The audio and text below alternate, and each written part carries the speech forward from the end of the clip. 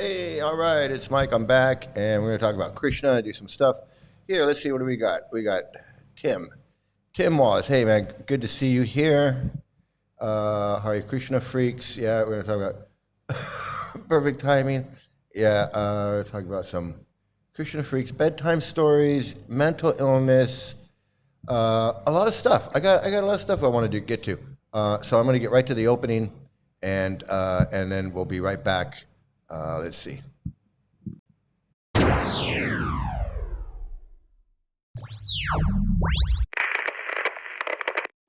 Hello? Hello.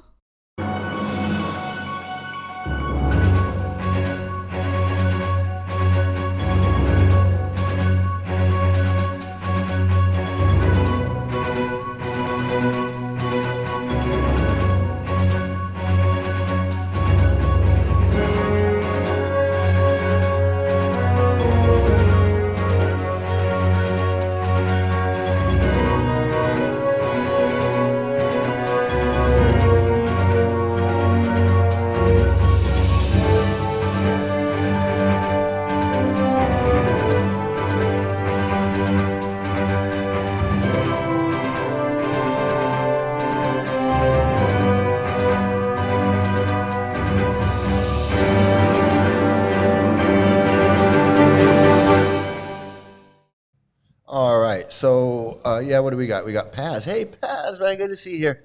You're gonna like this. You're gonna like this one. But it's good to see you. And a 5471.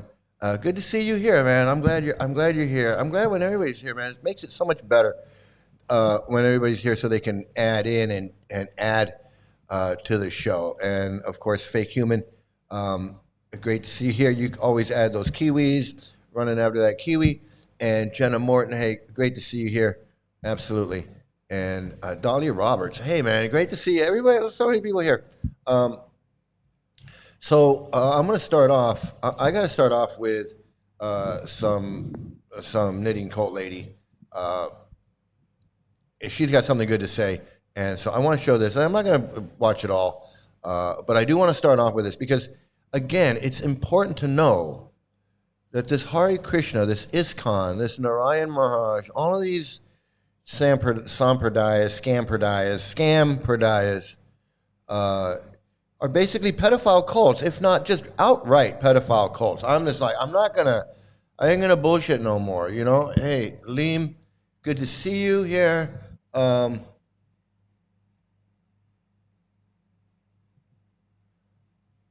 I just saw the recent long post on no honeymoon and ISKCON marriages.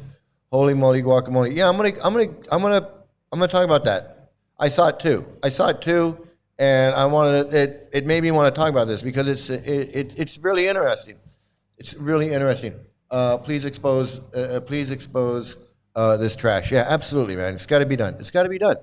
But the first thing is recognizing that you were in a cult, or you were in a cult, or that you're in a cult, because a lot of people just don't know. They haven't come to that understanding yet. They haven't come to the understanding that they were in a cult, or that they're in a cult. Hey, Hayden, man, great. There's so many people here. Great to see you here. And Travis, great to see you joining in today. Everybody, I mean, it's like a whole class. I guess. There you go. Everybody's here. We did roll call. We did attendance. Rafael's not here, but maybe he'll join us. But hey, it's great. We got a full house. But again, it is important to understand that you're in a cult, and you have to understand the components and what cult behavior is going on, and no one better to explain it than the knitting cult lady.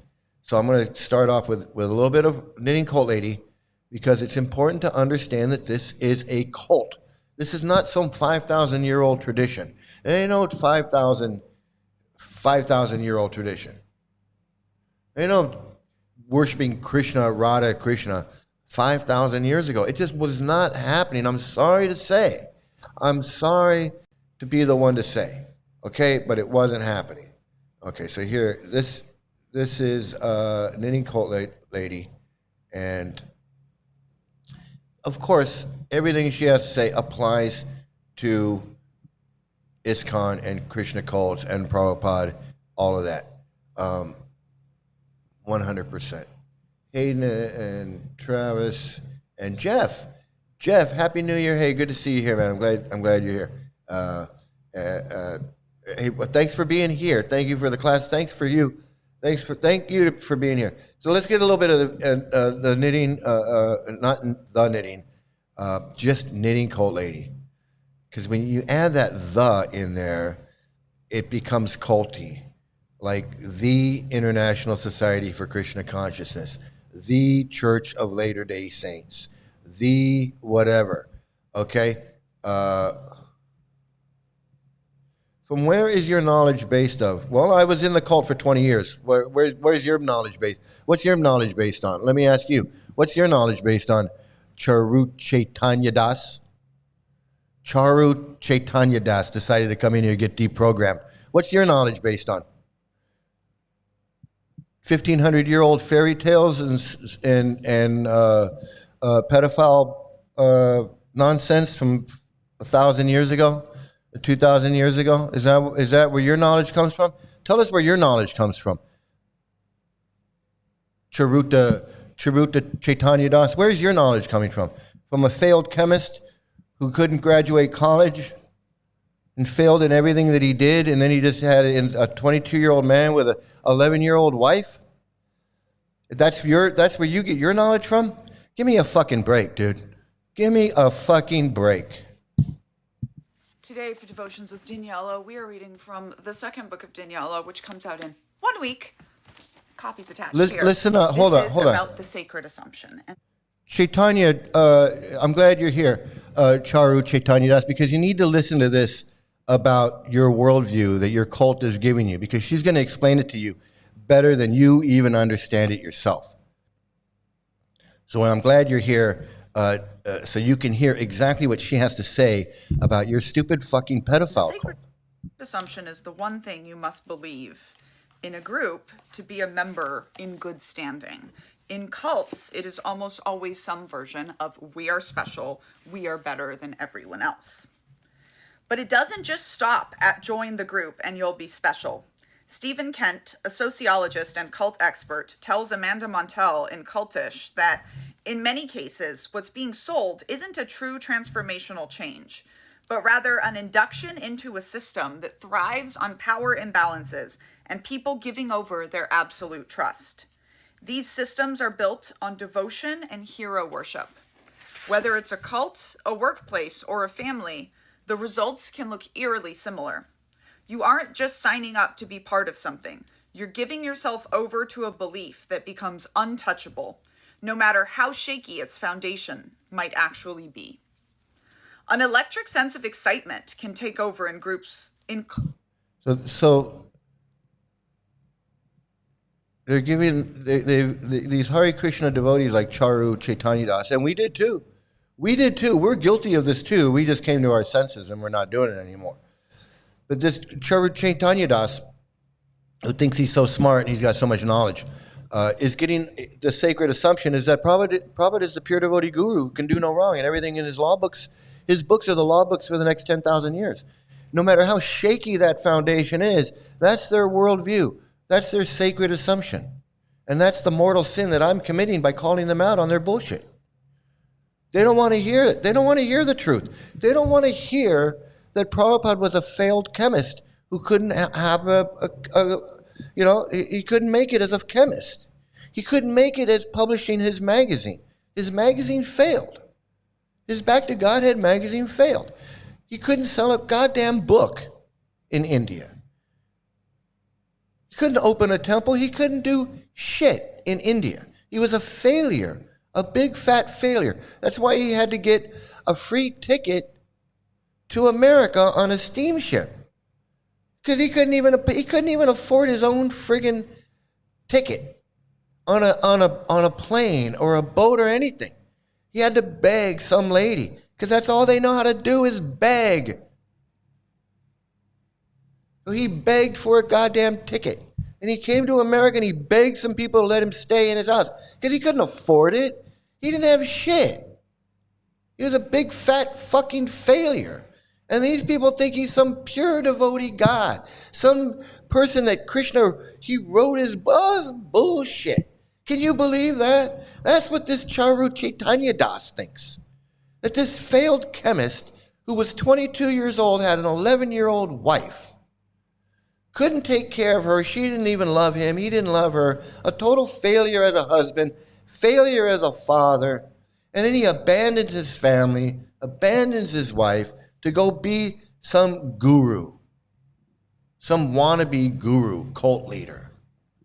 And this is the guy that they think is some friggin' Vedic scholar, pure devotee, Scampradaya, Acharya this, Acharya Swami, Bhaktivedanta that. Fuck that. I'm Bhakti Venmo Sri Mukunda Swami. If Prabhupada is Bhakti Vedanta Swami Prabhupada, I can make up a name and give it to myself, just like they do. Who's Charu Chaitanya Das? Who made up that name and gave it to you? This fucking idiot cosplaying fucking fools. Cosplaying fools. Expose this trash Prabhupada Chomo cult. It is, absolutely. It's exactly what it is. A woman-hating doctrines. Woman-hating doctrines, excusing pedophiles, pedophilia in their books. Charu Chaitanya, you need to leave this cult, man. You're wasting your life for a lie. Absolutely. You tell him, man. You know. And think of his family. Think of his family that he's just abandoned and he's hurt. And who knows how many people he's hurt by joining this fucking cult. I've been doing research, and thanks to Solomon on ex Hare Krishna, the conclusion is that Vedic civilization is not the oldest. No, it's not the oldest. It's not it's not anything what they want you to think it was. I mean, there are some ancient sites in India. But even if it's the oldest, so what? Should we all be running around like pharaohs because the Egyptian is the oldest? Or should we all running around like Mayans because the Mayans are the oldest? Does that make sense? Does that make sense that we should all dress up like Mayan or Aztecs or whatever the fuck, and we should all be running around like Mesopotamians? Should we all be running around like pharaohs and worshiping pharaoh gods because that's the old? But that makes no fucking sense. It makes no fucking sense. So what if it's the oldest? It's not the oldest, but so what if it is? Even more reason to go, fuck that.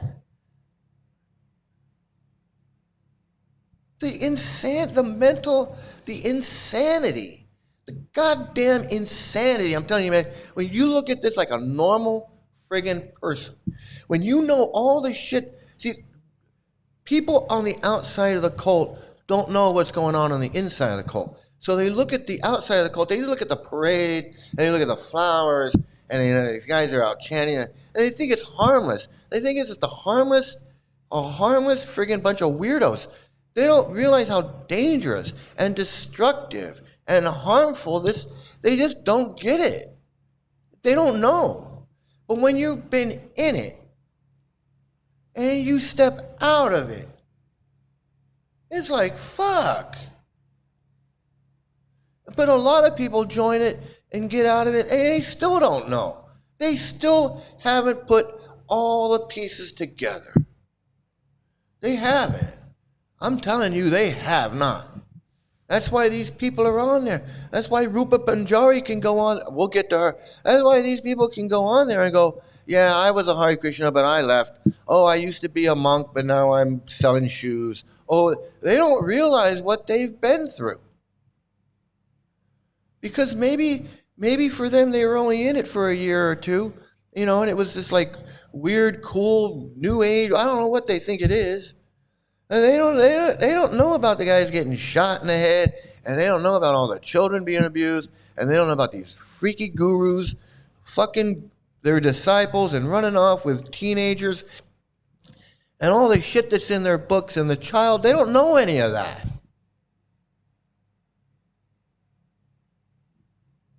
They don't know it. And when I sit here and I talk about it, they're like, what are you talking about? There's none of that. Nothing happened to me. Well, I can't help it. Talk to all these children that have been abused. Listen to Rupa Manjari talk about how she was abused left, right, and center, and she blames herself for it because she's still brainwashed by this cult, and we'll get to that in a minute. Charu Chaitanya Das comes in here thinking, oh, I'm going to go in there and I'm going to talk some shit to this guy. Fuck you. Who do you think you are? I haven't seen you say nothing.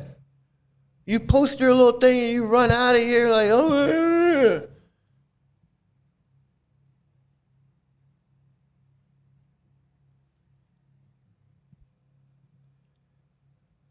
They're the truth. Paganism, the ancient Egyptians and other ancient civilizations didn't restrict sex lives among people. Sex before marriage wasn't frowned upon. Women had equal rights. Yeah, you know what? They could have been the greatest people in the world. And, you know, if it aligns with some stuff that we live our lives to now, great. But we're not, nobody in the modern year of 2026 is gonna, no normal, intelligent person is going to change their life to fit some 2,000-year-old way of life. Even in the U.S., the Amish that want to live like it's 1850, they're crazy. They don't have zippers or anything, you know. They don't have any, you know. They don't have any technology that from after 18, that's fucking nuts. And they also have pedophilia and sexism and racism and all kinds of stuff in their cult. They are a cult too. I'm not going to get into that because I don't know that much about them. I know it's a cult. But we shouldn't be concerned with what these ancient civilizations were doing 2,000 years ago or 5,000 years ago or 10,000. It's interesting, but it's not going to change me. If I find out that, this ancient civilization, even if it has something that has to do with me, like if I find out that ancient Mexicans, you know, they were doing human sacrifices, does that mean I should be doing human sacrifice? The Aztecs and the Mayans were like, taking hearts out of people and throwing them in their bodies into volcanoes and shit. So is that something we should do now? That's how stupid this Krishna stuff is.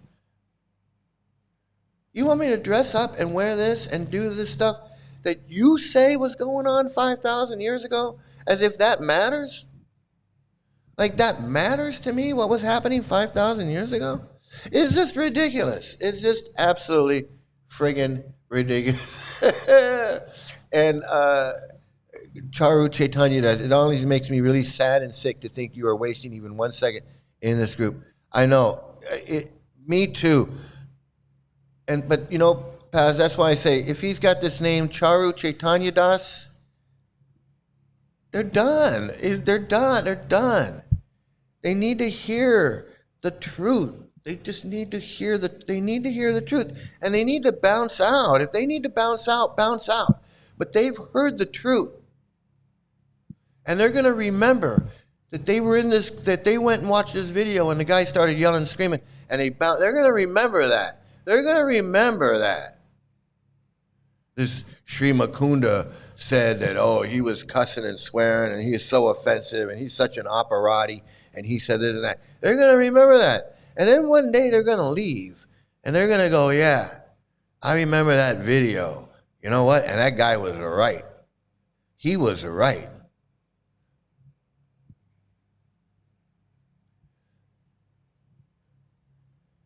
Just like today, the Vedic civilization portrayed by Prabhupada and his BS Sampradaya is wrong. It ain't it. It ain't a truth. Krishna ain't no God. He's no supreme. It's all a bunch of bullshit. Oh, what? Chaitanya Charu's got, Why speak only against ISKCON? There are so many cults around the world. So you agree that ISKCON's a cult? I'll tell you why I speak about ISKCON. Because I was in it for 20 years. I know about it. I wasn't an Amish. I wasn't a Jehovah's Witness, you fucking idiot.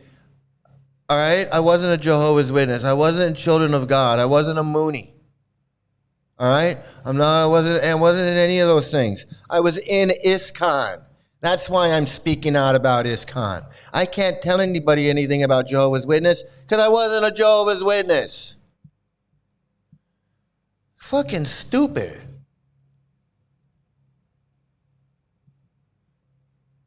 Fucking stupid.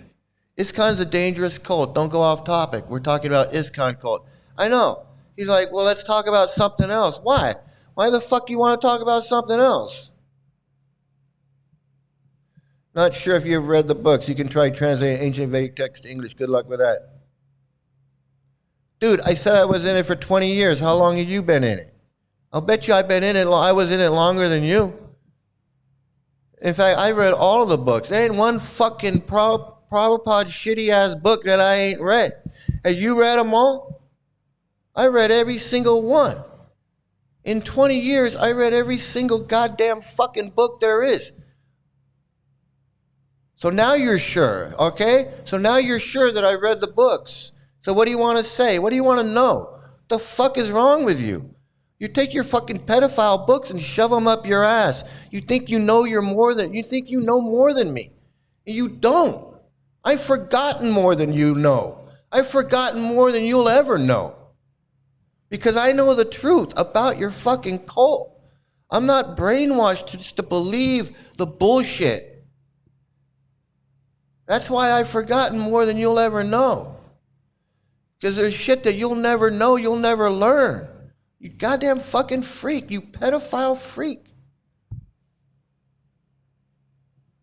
The gaslighting is insane. I know, we read the text in English, we know what's in it. We've all read the books. They want to act like we don't know, like I'm just sitting here like, wow, fucking stupid. This is like I'm just like I don't know what I'm like. I'm gonna get up here and talk about Hare Krishna, and I don't know what I'm talking about. Yeah, and here he is. He's trying to defend the indefensible. It's like knitting cult lady. Hey, any Hindu here? Fuck, man.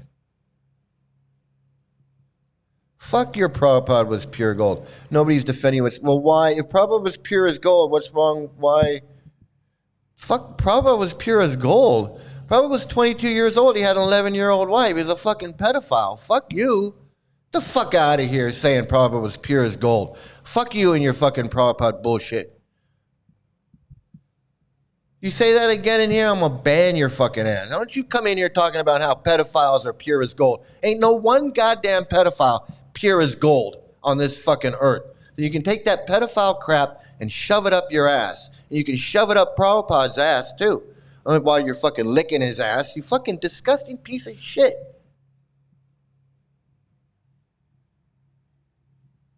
Maybe if you read some books. Fuck you and your books. I told you I've read all your books. You know what? Get the fuck out of here. Piece of shit.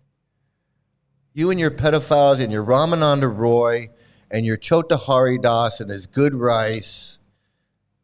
And your Rupa Nuga and your 11-year-old gopis and Krishna stealing the clothes and all of that crap. You think I don't know what I'm talking about?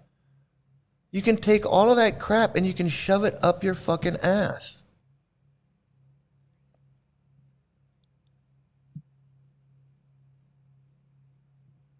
Not sure what you practiced for 20 years. No, I'm not a fucking devotee, you piece of shit. You ISKCON guys, you know what? Fuck you. I'm not even need to talk to you anymore. I'm going to get on with my show because you're hitting here defending pedophiles, and this is exactly what Knitting Cult Lady's talking about. Groups like cults. Heaven's Gate comes to mind, but you can see it among soldiers. In my memoir, in a chapter titled Drink the Kool-Aid, copies in the shop, I described the intensity of Army basic training and how it felt like the identity-breaking indoctrination cult scholars talk about. I recall that big moment when we officially became soldiers and how closely it resembled the graduation ceremony, i.e., memorial service, of my cult's prophet so many years before. The pageantry, the ceremony, the messaging, standing straight as boards, not daring to move an inch. The indoctrination, the initiation. These Hare Krishnas go through the same shit, the same shit. Now look, this guy wants to say that whatever was taught by Prabhupada was not followed properly. That led to no bullshit. Prabhupada teaches that 12-year-old girls need to be married to 25-year-old men. You agree with that? You agree with that? Because that's one of the main problems is all the pedophilia in your cult. And that's one of what Prabhupada teaches, and that's Prabhupada's teachings, and I'm not gonna go over it again. I mean, I can, if I want to, I can go over it again, but I've done it so many times where I can show you the quote where Prabhupada says that these young girls need to be married off to grown men.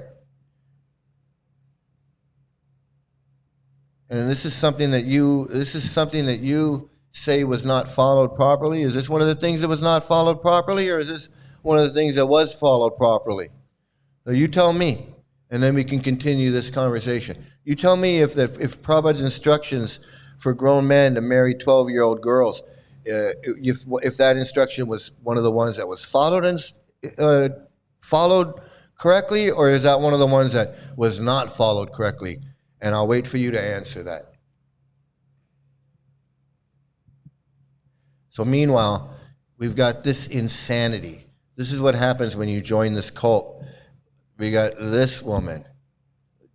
This woman. Does that look like the face of a happy person? Does she look happy after 50 years of chanting Hare Krishna? Does she look happy? Let's listen to what she's got to say. Just tired of being maligned by those that I formerly regarded as dear family members. Oh, wait a minute. So if someone would like to be... Let's go back. Hello, my name is Kamra Devi Dasi, and Srila Prabhupada accepted me as his disciple in December of 1974. I served in his temples for many years. She joined in 1974, and look how miserable. And she's been miserable like that ever since. She's been miserable ever since. Does she look happy? Does that look like transcendental bliss? Does that look like 50 years of transcendental bliss? A serious question. You tell me. Pujari, book distributor, seamstress, cook, kitchen manager.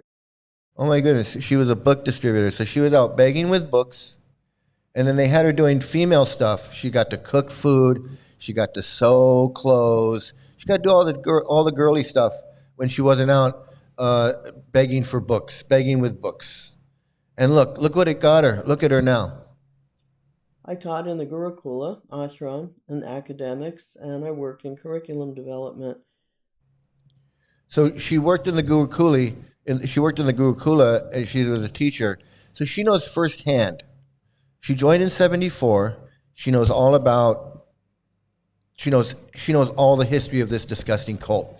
She knows about all the pedophilia. She knows all about the gurus. She knows about Rameshwar. She knows about Jayatirtha. She knows about Hansaduda.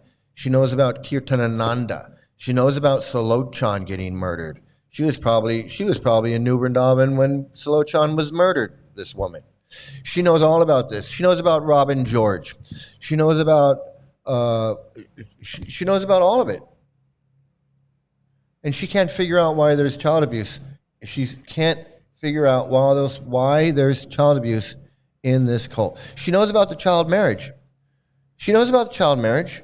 And I served in the area of cow protection, which actually is the most dear to my heart. She served in child protection while she's out distributing these harmful, dangerous books. And look what it's got her. Look how happy she is. After some time being removed from temple life and feeling a little bit lost, oh gee, feeling lost, huh? Well, I wonder why. I was asking Srila Prabhupada in prayer, I'm not working in your temples. I'm not taking care of the deities. I'm not cooking. I'm not going out on Sankirtan. What is my service? And Srila Prabhupada replied to me very strongly. Okay, so there you go. There's the mental illness, okay? I got to say it right up. There's the mental illness. She's in ISKCON for I don't know how many decades she's in ISKCON. She goes through all this service. She goes through all this history. She knows all the history of this movement because when all that shit was going down, the movement was not like it is today. She knew about New Vrindavan. She knew about Salochan getting murdered. She knew about Rameshwar leaving and blooping. She knew about Jayatirtha getting his head chopped off. She knew about these things. She knew about the prostitution with Hansaduta. She knew about the child abuse at the Gurukula. So she knew all about all these things. And so now she's not involved as much in temple life anymore or in her service anymore. So she's praying to Prabhupada, who's been dead. So she's praying to Prabhupada, and then she says, Prabhupada answers me very strongly. Let's hear this again.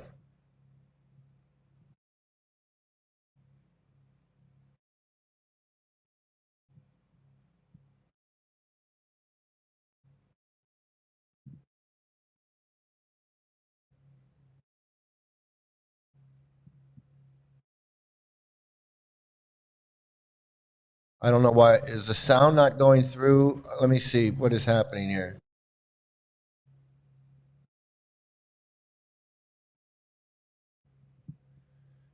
Oh, wait a minute. Let me go back over here. I'm having difficulties here with my... Oh, here we go. Let's see.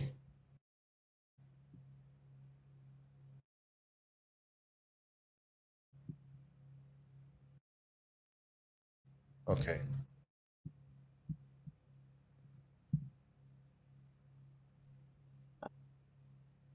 I was asked I don't know what's happening. lost. I was asking Srila Prabhupada in prayer. I'm not working in your temples. I'm not taking care of the deities. I'm not cooking. I'm not going out on Sankirtan. What is my service? And Srila Prabhupada replied to me very strongly, the second generation is your service. So she prayed and imagined that Prabhupada answered her. I mean, are we going to... I don't know.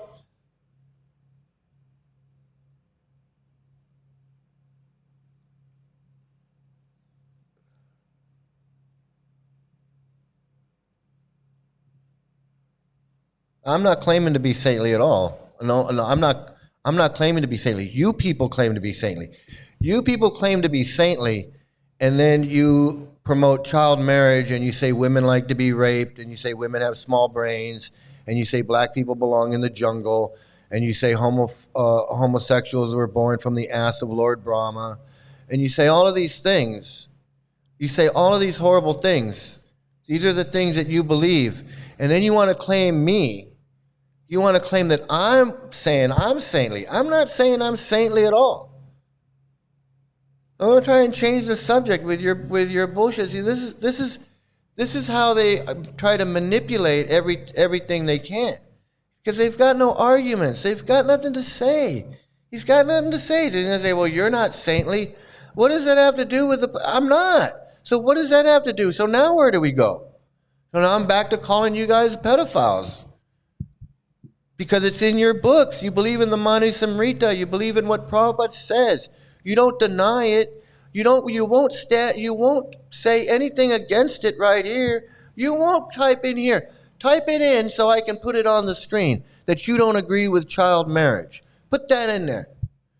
Put in there that you don't agree that women like to be raped. Put that in there so I can put it on the screen so that you say that you disagree with Prabhupada when he says these things. Go ahead and type that on the screen so I can show it. Let's do that. Go ahead. Otherwise, you can shut the fuck up. I was born a Hindu. I'm glad my parents weren't in ISKCON. I know, right?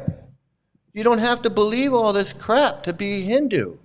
You can be a happy Hindu and respect all of the things that you want to respect. I do. But I don't respect your goddamn pedophile cult. That's where you want to get it twisted and think that because I'm anti your pedophile cult, I'm somehow anti-Hindu.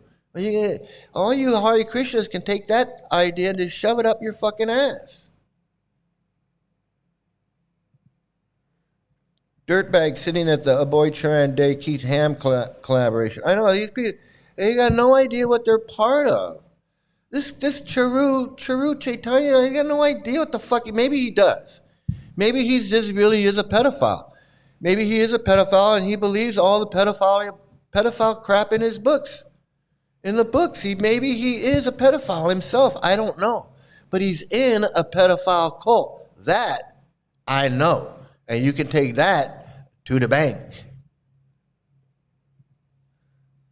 It is something that the British tried to ban in India. Definitely a backwards practice. Yeah, I mean, who the fuck does that? And I've already shown all the quotes in the database. You can go right to the database and you can look it up. All the places where Prabhupada says that old man can be married. He says an 80-year-old man can be married to a 16-year-old girl. There's no prohibition. And then they all laugh about it. They all laugh about it like it's funny. It's not spiritual. There's nothing spiritual about it. There's nothing Vedic about it. It's disgusting. These guys are laughing about it. They're laughing at the idea of an 80-year-old man marrying and having sex with a 16-year-old girl. And you're going to tell me these guys are gurus and they're holy men? Fuck you. Fucking piece of shit. They're fucking pieces of shit. These guys are custom pieces of shit. Look at this way. That was the custom in India during that time where girls were married young. Please read some history of the world, dude. And Prabhupada never taught this. Oh, Prabhupada did teach it. Prabhupada did teach it. So are you saying Prabhupada's wrong where he says that in the Bhagavatam? Are you going to tell me, am I going to post the quotes where Prabhupada says? And you're going to say that Prabhupada was wrong? Because that sounds like you don't know what you're talking about.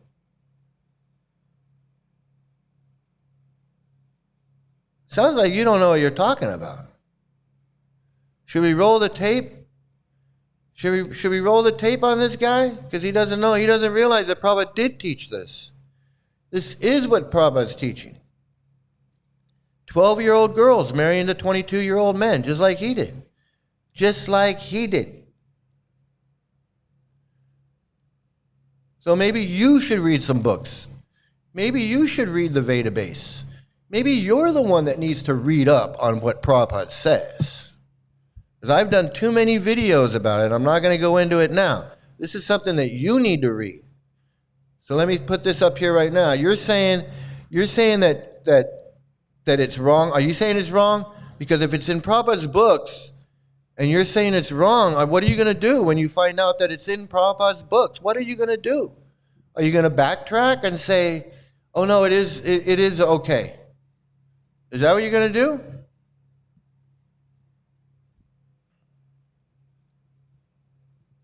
What do we think he's going to do? What is Charu Chaitanya Das going to do when he finds out that? What are you going to do when you find out that Prabhupada does say it? What are you going to do when you find out? Yeah, denial. There you go. Denial on steroids mixed with some kind of Stockholm syndrome.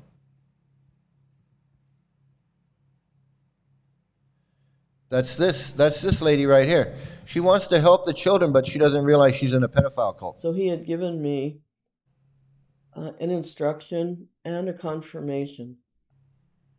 So I've put together a short autobiographical video series about my service to Srila Prabhupada and about my professional practice because people have asked.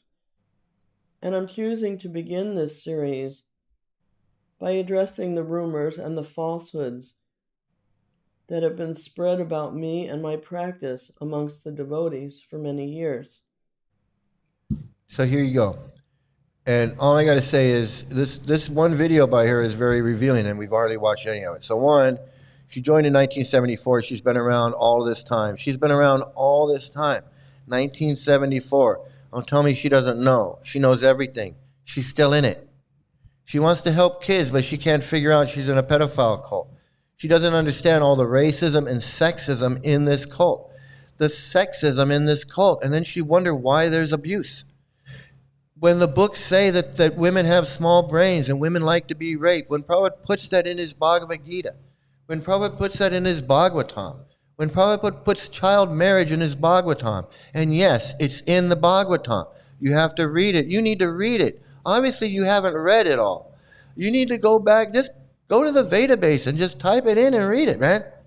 Or go watch some of my videos because I go over it very, very much.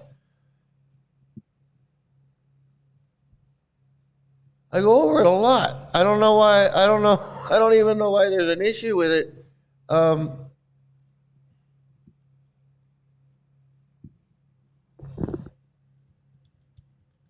I know it's not going to change your mind. I don't know.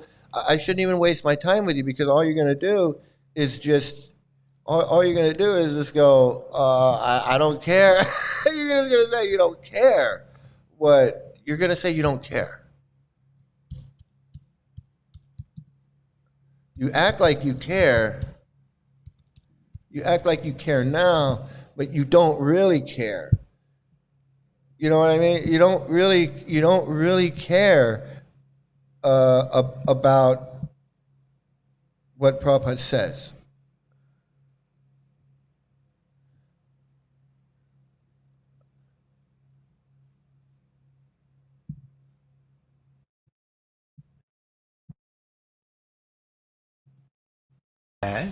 I think I've spoken about my own life. You know that I was a married man. So after being married, I did not like my wife.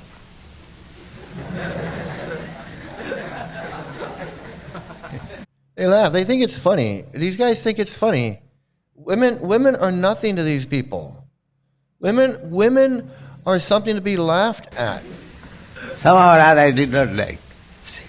I must say she's very faithful, very everything, everyone, but I did not like somehow or other. So I was preparing for next marriage.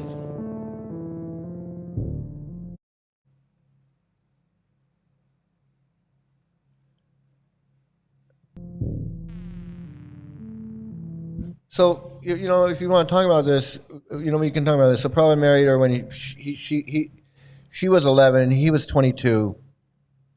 Prabhupada says that when a grown man marries is a pedophile and he marries an underage girl, an 11-year-old girl, then the woman's supposed to love him and he loves them and then they're together forever, and that's the Vedic system. But it wasn't a Vedic system for Prabhupada. Prabhupada says he didn't love his 11-year-old wife. He didn't love his 11-year-old wife. He had sex with her, he had kids with her, but he didn't love her because Prabhupada was a piece of shit. And she didn't love him. So what does that tell you right there? He's a pure devotee? Fuck that shit. Fuck that.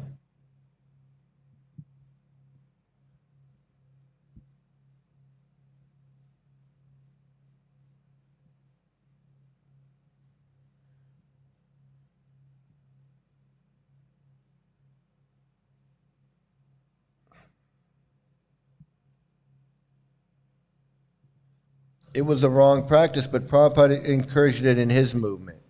And most Indian people dislike this cult. Yeah, because most Indian people don't want to be associated with this backwards ass, racist, sexist piece of shit cult.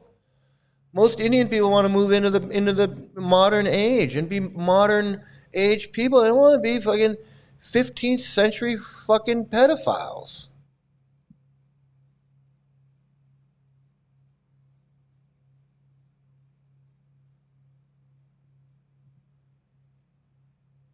No, Prabhupada did encourage.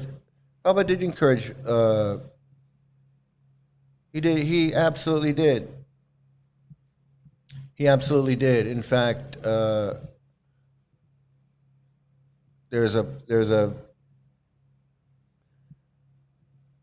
He absolutely did. You're just, I'm in the middle of a show, and I'm not going to get into it. Where I'm not going to change the subject of my show to argue with a fucking pedophile, or a pedophile protector. Someone who's probably got a guru who's got a pedophile. Who's your guru? Who's your pedophile guru? Oh, fuck you. I don't have to do anything. I don't answer to you. Who the fuck are you? Now you pissed me off. Who the fuck are you? Don't tell me what the fuck to do. I'll ban your ass. You'll get the fuck out of here. The fuck are you doing in here telling me what the fuck to do? You think I'm speaking nonsense? Get the fuck out. I don't give a fuck about you. You fucking piece of shit pedophile. Fucking promoting child marriage and pedophilia, and Ramananda Roy molesting little girls, and friggin' Rameshwar molesting little girls, and Kirtananda molesting little boys. This is your fucking cult? Piece of shit fucking cult? Fuck you.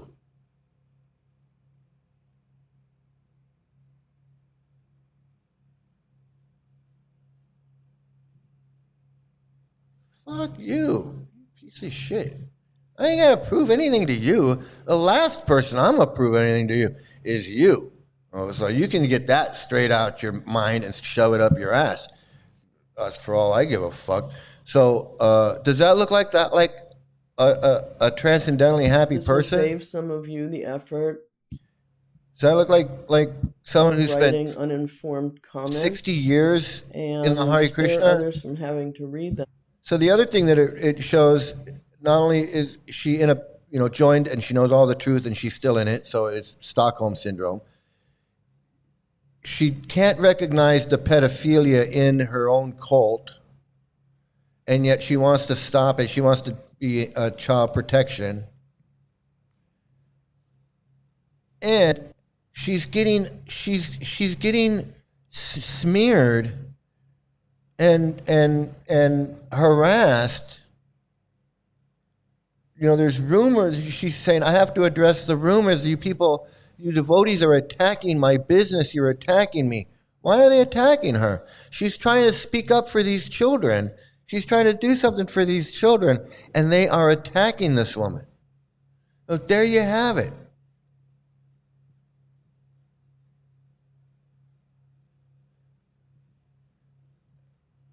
Yeah, I can't even keep up on all the crap that Prabhupada said.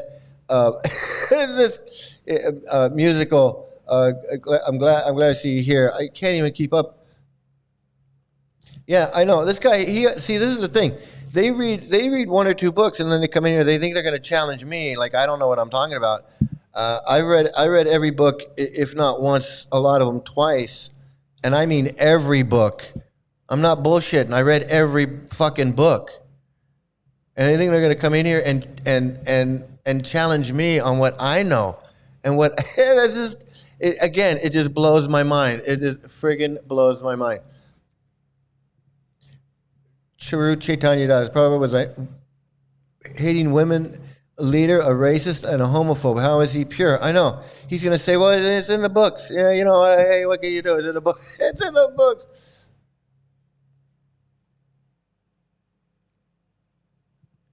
I asked Hare Krishna Das Prabhu, how did Prabhupada conceive children? He said, we don't compare ourselves to this man. Yeah, because they're in a cult. It's a pure BS. Pure BS. So this is so many levels of mental illness that this woman has. And she's being scammed, and she's being abused. She's being abused. She hasn't realized it yet. She's being abused. She hasn't realized the abuse that she's enduring. Sorry, it hurts. Wake people up. People, you have been fooled. I know. This woman's been fooled. She's been fooled for 60 friggin' years. And look, does it look like she's getting anything out of it? She looks miserable. She looks friggin' miserable, this woman. And it's not a freeze frame that I caught her. This is how she looks. She looks shell-shocked. From this series, And She's I'm defeated. just She's worn tired out. of being She's being maligned attacked. by those that I formerly She's regarded being as dear attacked. family. Listen to this. Listen to this. Going to read them. Actually, I think I'm going to disable comments from this series. And I'm just tired of being maligned by those that I formerly regarded as dear family members. So if someone would like to be in touch with me, we have contact forms on Purely. Yeah, so she's standing up for children. She's trying to do something good for this movement. She's, you know, I'm gonna say, look, honestly, she seems like a nice old grandmotherly type lady who probably wants to do something good for these children. I'm not saying, you know, I'm not saying she's evil. She's misled. She's a victim, but yet she's a perpetrator because she can't wake up. She hasn't woken up to see, even though it's all around her. Oh, it's all around her. She's being attacked by people that she thought were family and friends. Why? Because she wants to help children? Prabhupada.com, purelyprabhupada.org, and my professional website, workofanangel.com. So in regard to the second generation of devotees, it's not that everyone wants what I can offer, nor do I have an interest in those who believe that their inheritance is the organization and that they're meant to be the leader. So I want to get one thing straight. I don't know what she's doing, what she's offering, what help she's offering. I don't know if she's qualified or bona fide or authorized to be a therapist or what she does. But what I'm saying is she's trying to help.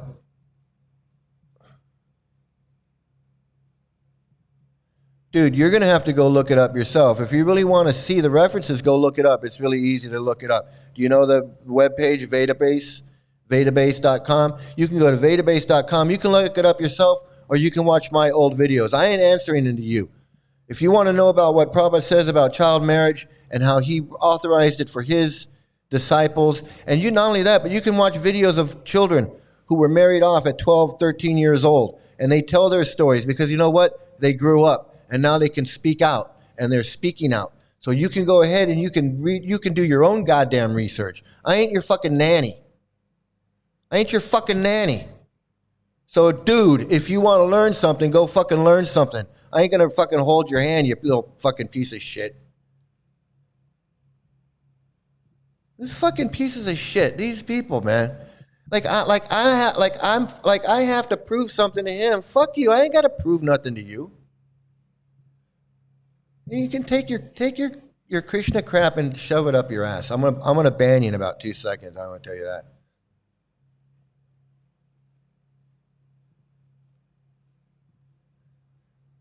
So let me see. Let me go back to the next insane person. Okay, so here's another one. And she's a victim. But you know, at some point you gotta wake up. If you're a criminal, and you're a lifetime criminal, and you keep going in and out of jail. Someday you gotta wake up and go, hey, you know, I'm on the wrong path. Maybe this crime thing ain't for me. You know, like a smart person would say, maybe I'm not such a good criminal. I keep getting caught going to jail. You would think that after a while of getting burned by this cult, people would say, hey, you know, I've been like, well, that woman has been in it for 60 years. She's still getting harassed to this day. She looks miserable as fuck. I don't know what else to do.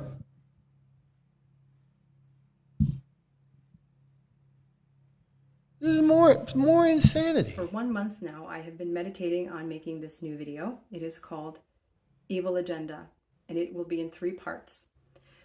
The impetus for this video was 2 lectures that happened at the local temple here, and what was said in those lectures, and the implications, and how much they are simply symptomatic of a much greater malaise. It is the responsibility of every Vaishnava to follow in the disciplic succession in the mood, and to really imbibe and embody the teachings of the acharyas. So when we see something that is off, we must be strong enough in our bhakti lata bij, and our creeper of devotion, to point out the deviations first to ourselves and be able to respond for the protection of the purity of the message of Mahaprabhu. Therefore, it is my intention to help devotees see what is going on, even though they may not have otherwise had this perspective. So I've got a lot of notes here. You'll have to bear with me. I have it on paper, and I will be reading from this and making comments. So Evil Agenda, Part 1. The purpose of this video is to protect devotees' faith in His Divine Grace A.C. Bhaktivedanta Swami Prabhupada and his mission. The organization which he founded, called ISKCON. So there you go, right? The point is not to expose, I'm just saying what she's saying. What she's saying is, the point is not to expose what's going on in ISKCON and the causes of it. The point is to protect Prabhupada and the organization which he founded, called ISKCON. It's not to get to the truth. It's not to find. It's not a fact finding. We're not on a fact finding mission. We're not on an investigation to figure out what's really going on, or why, or how. We're on a mission to protect Prabhupada. So that's the goal: is to protect Prabhupada.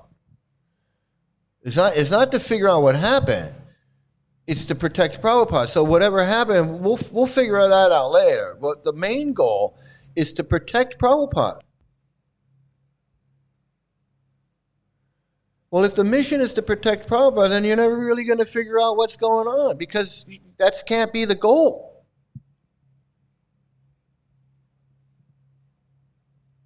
The goal is we're going to cover up whatever we find. That's basically what she's saying, right? They don't want to find the truth. They just want to protect Prabhupada. We don't fuck the truth, and fuck the kids, and fuck the women, and fuck anything else.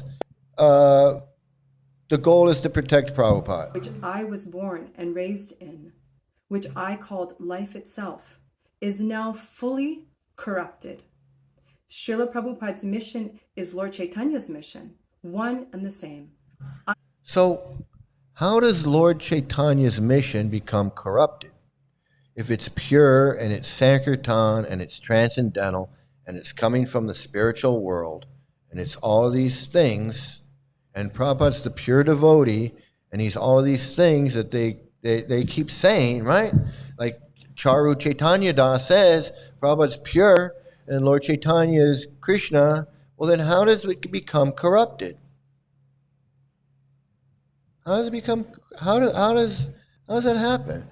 How does an evil agenda enter into the transcendental movement of Lord Chaitanya's golden age? How? Because if that's the case, then why should I join it? Why should I have anything to do with it?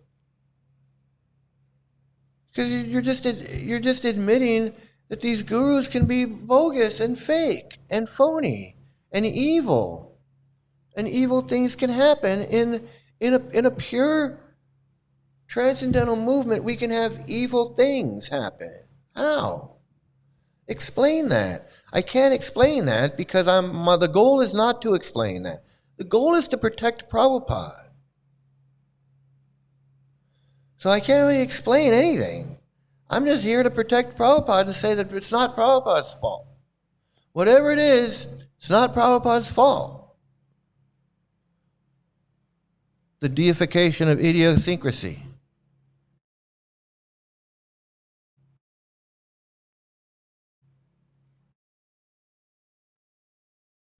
How are they not the same when you've got everyone following the same books, everybody reading the same literature, everybody watching the same videos, everybody listening to Prabhupada speak? His books are the law book. How can you have Prabhupada's law books be the Prabhupada's books be the law books 10,000 years, but everybody's arguing over them, and it doesn't say the same thing to everybody. Seems pretty simple to me. What Prabhupada says in his books is what he says in his books. Why all this chaos and pedophilia and racism and sexism and discrimination and misogyny? Why? If everything Prabhupada says is pure, and he's not racist and sexist and homophobic, and he's not any of these things, well, then why is there so much of that in his cult?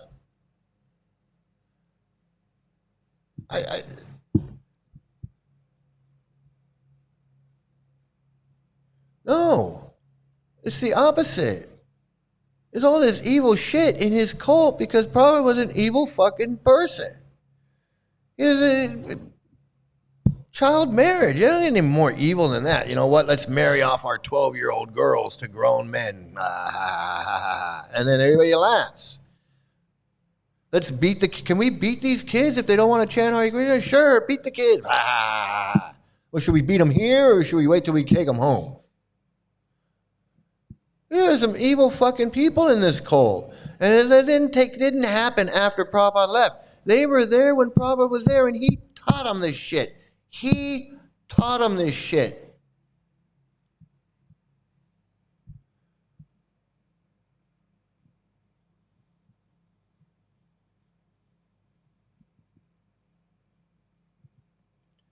Woman is nasty. You promote this trash, you'll be held accountable. I know they promote this trash like there's no repercussions for promoting this trash. You're just handing around books and promoting all kinds of crap in their Bhagavatam, all their racism and sexism and Holocaust denying and all of this stuff. And there are no consequences. They don't think someone like me is going to get on here and talk about it? And then they get pissed off because I'm on here talking about it? You think I'm making this shit up? Talking about I'm not qualified. I don't have to be qualified. I was in it. I know what I'm talking about. I was in it. I know. Wake up. People wake up. That's what they hate the most. Is I'm on here saying wake the fuck up. They don't want me on here telling people the truth.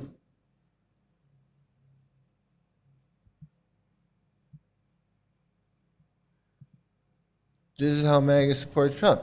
Yeah. They don't care. It's the same with any cult. That's why we can recognize MAGA as being a cult. And look, there was a time when being conservative was you were conservative. There were progressives and there were conservatives. It's not like that anymore. MAGA is a cult. And what happened was a bunch of conservatives joined this MAGA cult. MAGA's a cult. They got a cult leader. Anything he says, they excuse any fucking thing he does. And just like Prabhupada, it's no different. He can be a pedophile. Oh, now pedophile's okay. Troops in the streets, that's okay now. 2 years ago, we were against it. We didn't even like the idea of putting masks on our face. But now we love the idea of troops in the streets shooting people in the face. That's a cult.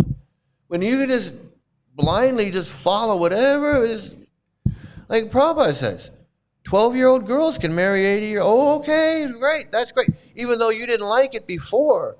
When I said it, you didn't like it. But when you read it in the Veda base, then it's going to be okay. When I say that women, that Prabhupada says that women have small brains, and they're like, oh, Prabhupada wouldn't say that. That's racist. You should be ashamed of yourself for saying that. That's bad for you to say that. Prabhupada didn't say that. And then they find out that Prabhupada did say it. And they're singing a different song. They're like, oh, well, you don't understand. Prabhupada was this, and Prabhupada meant this, and Prabhupada... Ah, see, you were against it until you were for it. That's why it's a cult. It's a cult. Like, you can be Jewish or Catholic or what, and you don't have to follow any. You don't have to act a certain way or be a certain way or do a certain thing or look a certain way or speak a certain way or associate. No one cares. You go to Catholic church every Sunday and you can go during the week and whenever what you want. And no one's going to care what you're watching on TV or if you go to the movies or what you're eating or what you're wearing or who you're talking to. You can't tell me that there's no difference. And look, I'm no fan of religion. But you can't tell me, you can't just sit there and go, oh well, religion is a cult. All religions are a cult. No, some of them are culty, but they're not. No, if you come in here and just tell me that hey, all religions are a cult, then I know that you don't know what you're talking about. I don't even need to get into a discussion with you because I know you don't know what you're talking about. This woman is ridiculous. A fool needs to go back to reading books and listening to classes.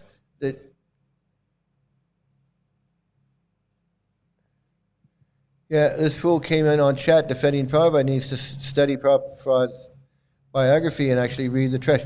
See, but like this lady said, the goal is not to learn the truth.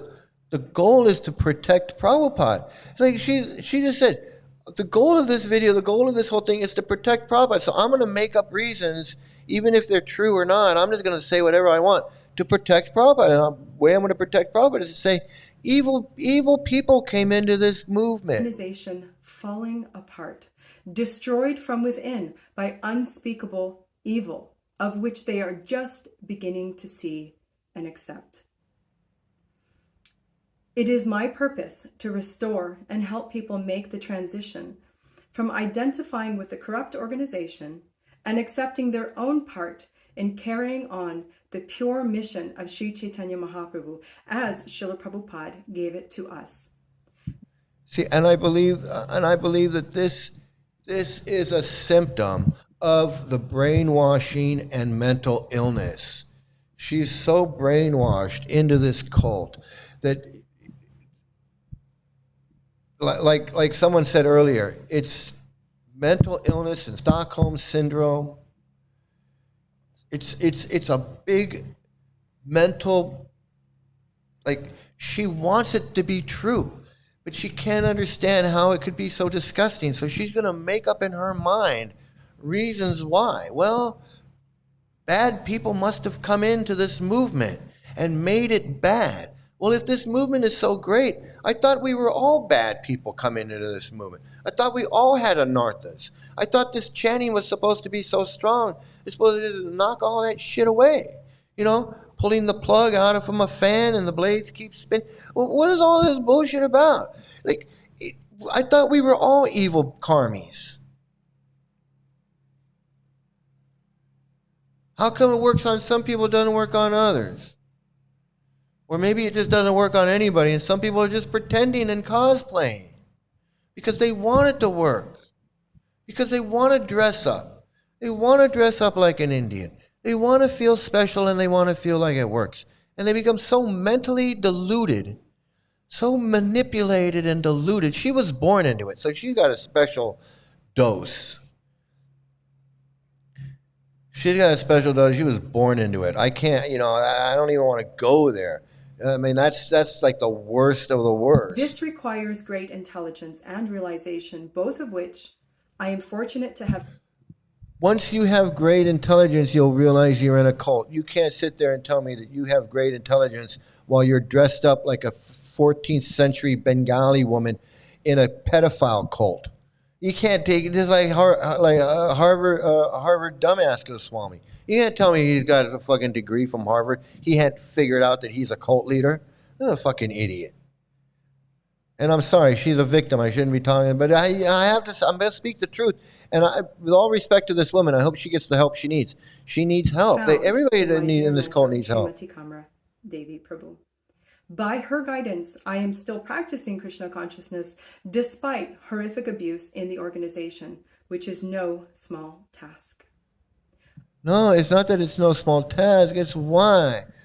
Why would you still practice in an organization that has abused you so much?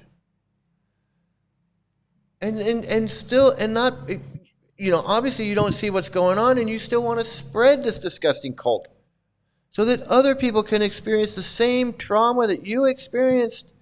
I mean, come on. You can't tell me this ain't a fucking sick cult that causes abuse, mental illness, Stockholm syndrome. It's every foul thing on the planet. Seriously. Seriously, this is a dangerous, destructive fucking cult. These people become so brainwashed. They come into this chat thinking that they're gonna enlighten us. Like Charu Chaitanya Das is gonna come in and I'll straighten him out. Hey, bro, show me where he. Fuck you. Are you that brainwashed? Are you that mentally ill, brainwashed? You think that you're going to come into this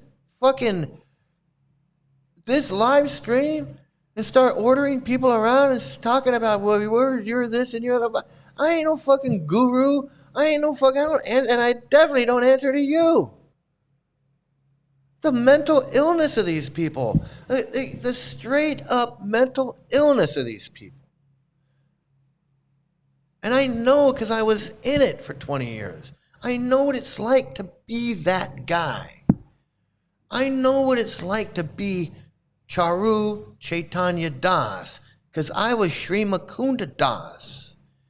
I was Sri Mukunda Das. I was just like him.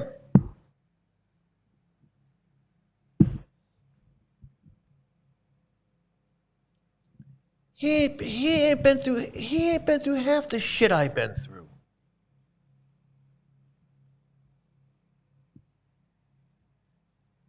He's nobody compared to me. He's a piece of shit on the street compared to me. And I ain't trying to like toot my own horn or anything. I'm just saying.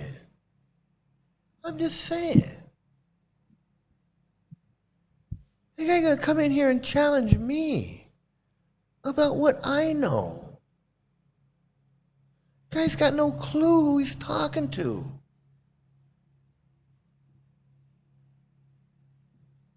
He's got no clue. I was Yashodanandan's right-hand man for 10 fucking years. The guy doesn't think I know what I'm talking about. It's fucking laughable. It's laughable.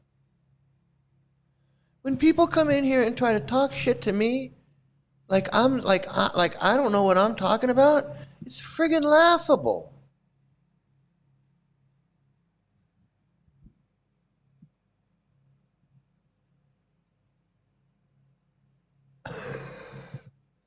Pure devotee my ass, goddamn. I don't. Ruining people's lives with this damn foul, wrong teaching. They come in like it's a joke, like it's a game. They're ruining people's lives. You ask Paz if it's a game. You ask Paz if this is a joke. His family's suffering, or their family is suffering because of this. It is insane. And like hot lips. This is another hot lips right here. I want to extend the same to anyone who is confused and needs real spiritual shelter as the facade crumbles and the ugly truths of what really happened. She thinks that she's gonna help somebody. Like she's got like she's got it under control. She's in the cult. These people need, honestly, man, honestly, in all fucking honesty, every one of these people needs therapy. They need therapy, man. They need therapy. They need to speak with a therapist. But they need a good therapist, because usually a therapist is not going to say, hey, your religion is driving you crazy. But if a therapist that knows that this is a cult, then they can say, hey, well, this is a high control. You're in a high control group. And the fact that you can't question your leader and this and that, you know, and that's what they need. They need real therapy. They need real help. Of course, there's no way for them to get it because they have to want it. And they don't want it. They don't want it. But that's what they need. They need real help. Charu Chaitanya Das needs help. He's not going to get it on his own. This woman needs help.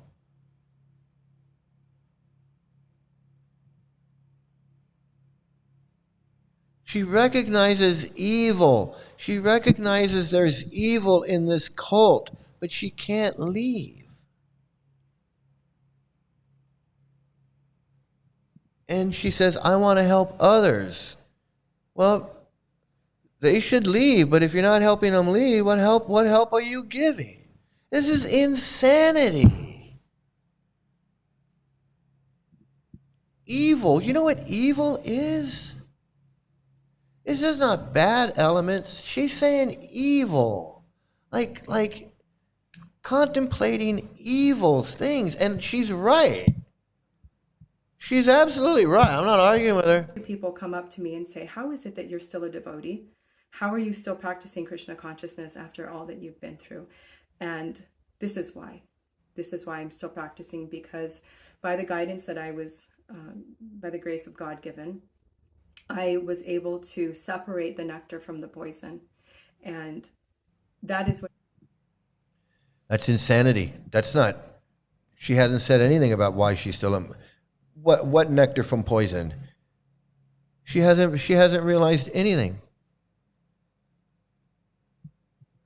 The proof is in the pudding. This cult doesn't work. People in the cult are miserable as hell. There's no such thing as chant and be happy. I know. It's not. The other lady is miserable. This lady's miserable. She's miserable because she's in a cult and it's evil, and she knows it's evil. And yet she wants to help other people when they recognize that it's evil. She can't leave. It's not evil enough for her to want to leave.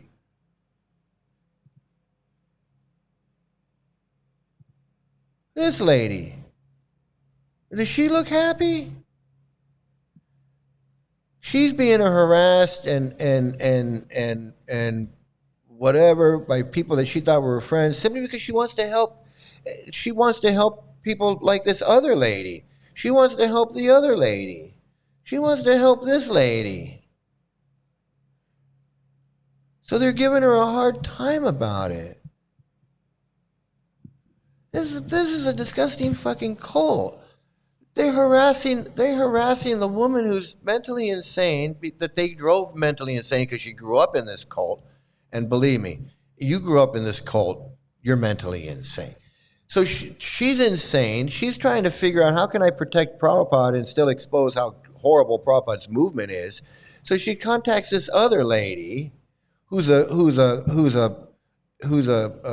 child protection person, and they're like together.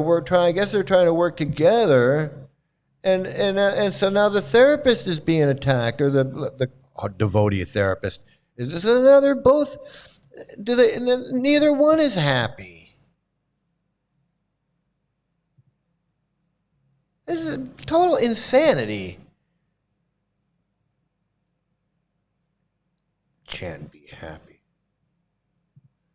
Prabhupada had many children with his 11-year-old child. He married the pure devotee. It makes no sense. I can't believe after like the third red flag, I wanted it to be real. I wanted it to be real. I wanted it to be a spiritual path that I could get on, the spiritual train, the spiritual path, and I could chant, and I could be part of this, like these guys, like the punk to monk guys, like I was going to be a monk. I was going to shave my head, and I was going to chant all day and read all night and distribute books and be on this spiritual path, is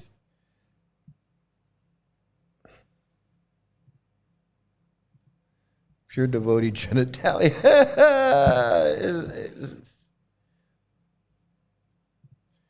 hope Chaitanya Prabhu can come to his senses. Yeah, the best thing we can do is hope this Mataji is in delusion, confusion. Yeah, I know. It's delusion, confusion. It is. Goddamn followers need to research who the founder is. I know but they want it to be real.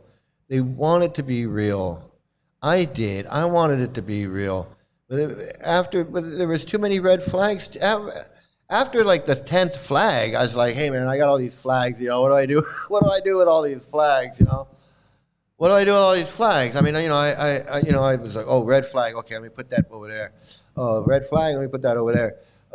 Here's another red flag. Hey, after about the 15th flag, I was like, hey man, I had too many flags.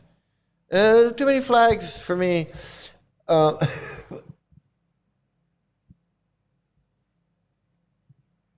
Bling following, no research. I know they don't want. They want it. They want to believe this stuff.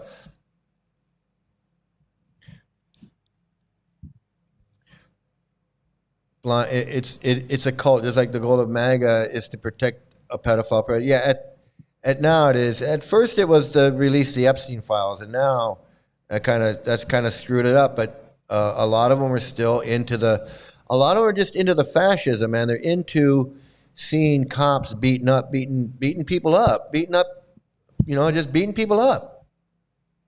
A lot of people like that. I'm sorry to say it, man.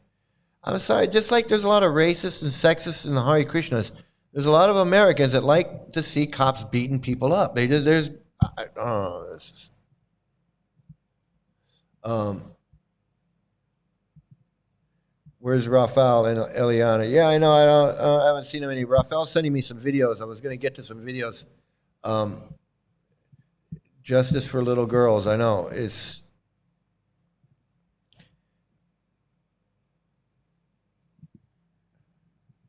A businessman always pitches the products that people want.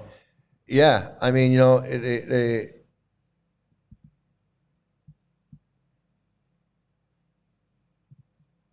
exactly. Well, I always use that analogy. What you mean? Well, it's Prabhupada was despicable. Yeah, it's.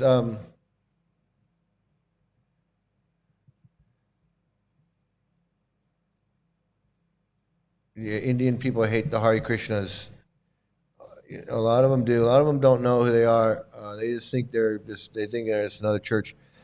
This woman will go down for defending an evil man. I know these people, they don't realize what's going on. At least I'm out there, and maybe someone will hear and they can realize what's going on. And like this Charu Chaitanya does, he thinks I'm making shit up. I don't make shit up, man. Everything I say is coming from the Vedic base. It's coming from Prabhupada himself. It's coming from Prabhupada himself. I don't have to make shit up. Everything I say is coming from right here, and these guys know it. They know it. They know that I can go right here and I can search this thing and I can find it whatever the fuck I want. And there's nothing they can do about it. It's all right there. Anyway, I'm just not gonna take. I'm gonna take time away from what I want to do, and I do. They get caught up in their bullshit because I don't want them to get away with saying shit, and I don't answer it, and I don't want people watching the show thinking like, "Oh, this guy said something."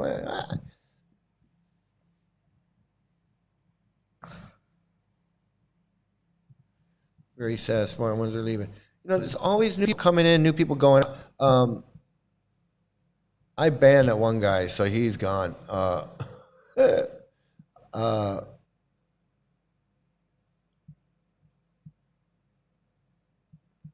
Yeah, this cult, this.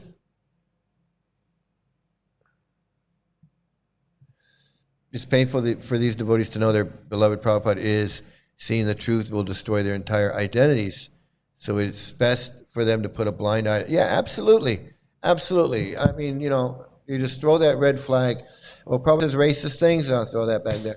Prabhupada says sexist things about women. But you can only do that so many times. I could only do so much of that.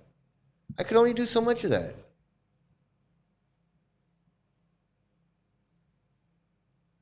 You were in the OG group of the Hare Krishnas. I know. My first 10 years, I was only around Prabhupada disciples. I was around Prabhupada disciples, and I knew and I heard everything. Even the devotees at the LA temple that I met, almost all of them were old Prabhupada disciples, like Naranjan, or not Naranjan, Narantra, and Splavas, and a bunch of these guys, and Krishna Kumar Swami. These guys were Prabhupada disciples, even though, they weren't my friends. I wasn't hanging out with them. But these were people that I was talking to, people that I was hearing from, people I was hearing stories from, people I was hearing lectures from, all old Prabhupada disciples. I didn't really hang around with any of these new guru people. I just like Rajwar disciples and all that. I mean, Vadiraj, I think. Vadiraj is a Prabhupada disciple, but I think. I'm pretty sure. Vadiraj is Prabhupada. But I didn't really know any of these devotees that were disciples of these gurus. I didn't know any of them. And then I went right into working with Yashoda Nandan. So I never really hung around with anybody that wasn't a Prabhupada disciple. I mean, I feel like I'm the Forrest Gump of ISKCON, because I was around all these different places, and I knew and I met so many of these people. But I was nobody. I was Forrest Gump. They were the people. I was nobody. I just happened to be there, and I'm like, Tamal Krishna, Nishringananda, this guy, that guy. I wasn't nobody. I was Forrest Gump. I was just like, where am I? What am I doing here? But I met all old Prabhupada disciples. That's who I'm at. I feel like I'm an old Prabhupada disciple, but I'm not. I don't pretend to be or anything like that. I just hung around with all of them. That's it. And I read everything there is to be, and I hung around. I was with Yashoda Nandan for 10 years. And that's no easy task, okay? I was hanging around with Yashoda Nandan for 10 years, listening to him bitch and moan and lecture and all his crap. You're not doing that for 10 years, man. Fuck. You're gonna tell me. That's why I can sit here and say, you can't tell me anything. I heard it all from these people, and I've read it all. I don't have photographic memory, and I don't know, Hinduism like some of these people that write these essays and have studied, Indiology and all of that. I'm not that guy. But I know my 20 years in ISKCON, and I know my way around Prabhupada's books, and I know what's in there, and I know what's not in there. Well, I've forgotten a lot, so I'm not gonna say I'm no Hridaya, I'm no Harvard dumbass Goswami by any stretch, but you don't have to be. You don't have to be, and that's the thing, and that's why I know, and that's why I know, and they know I know.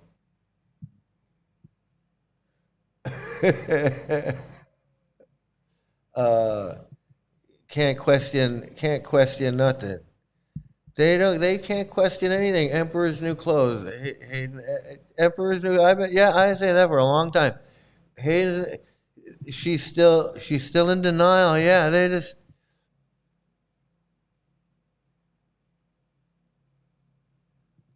Is her husband treating her right? Because that's not what Prabhupada taught them. Yeah. Okay. You know what? So I'm gonna move on. I'm gonna move on to the next one because I'm gonna move on to the next gem. Okay. Which is.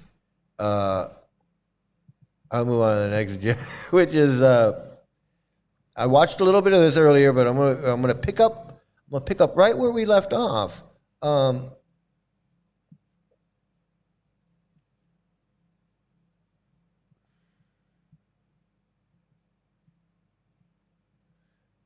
She better get ready to be left in the cold by her husband, who will be a vanaprastha or sannyasi soon, or whenever he decides he's done with her.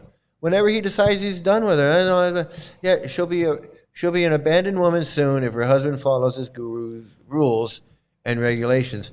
Yeah, and then she'll be a widow, and if she wants to remarry, then that no, you can't do this. This is not anything that women want to be involved in. This is insanity, man. Protect the founder who is more evil than the devil himself. I don't know. And listen to this. Listen to this crap, man. Let me get this going. Krishna consciousness and know where yeah, okay. Sorry. It's okay. Don't worry. Take your time. Take your time. Yeah. Basically, I know personally many women who are beautiful inside and out. And I've named many of them in my posts who were used, abused, and totally discarded by men in ISKCON in the last 50 years. I've heard stories that are absolutely horrifying, horrifying. And just like what happened to the children, the Gurukulis, the women and the children were massacred. So the reason I do what I do is because of what I know that has been told to me privately by survivors and relatives of survivors who took their own lives. There have been many suicides, particularly in the Gurukulis. So this woman, Rupa Manjari, was incredibly abused by her husband, Narayan, who I knew, and I met this woman many times. She used to come to my apartment. She used to play my drum. She used to do all of that. I knew her really well, and Narayan too. Well, he was abusing her and beating her, and it was just a horrible situation. She knows all about that firsthand. Plus, she just stated that she knows all kinds of women that have been abused. She said that the women have been abused as much as the children, and we know that the children were horrifically abused. And what she's saying is that the women women in ISKCON are treated just like the children. They've been abused horrifically. She says she knows, she's heard stories. She knows herself because she lived through it. And she's spoken with all these women. She knows all of this stuff herself in her. She knows it.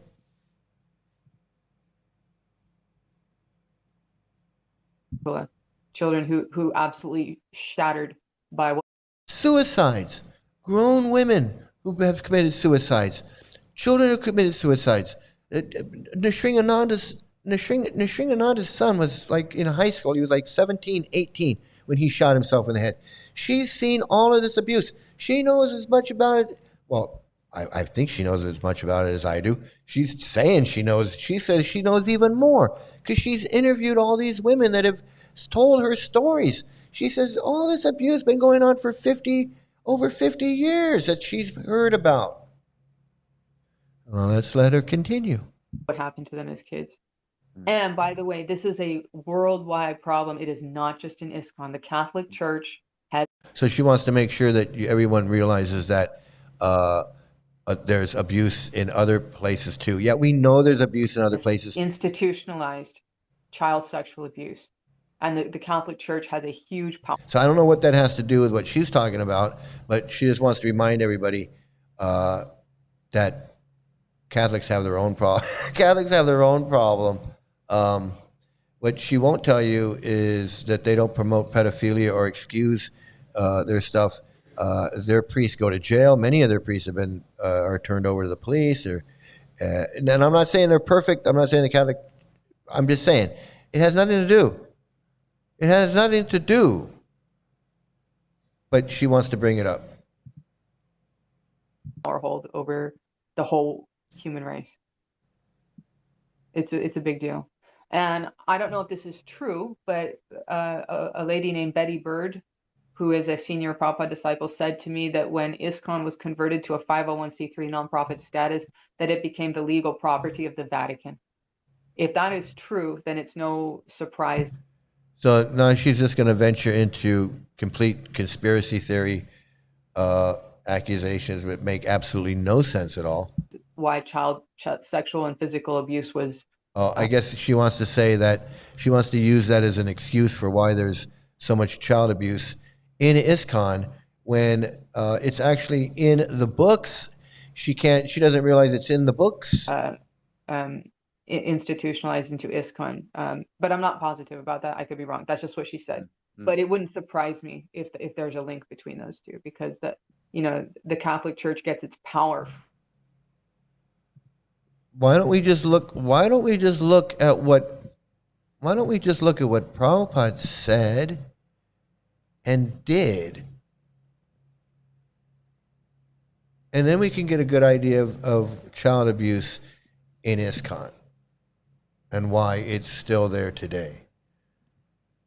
Now, I'm not talking about the pedophilia, I'm talking about the child abuse. So we can just look at what Prabhupada did. He did nothing. They told him there was abuse in the Gurukulas. He did nothing about it. They brought him the man in Vrindavan who was responsible for molesting so many boys, almost every child in the Vrindavan Gurukula. They brought him to Prabhupada, and they said, Prabhupada, what should we do with this man? And Prabhupada said, you don't do anything.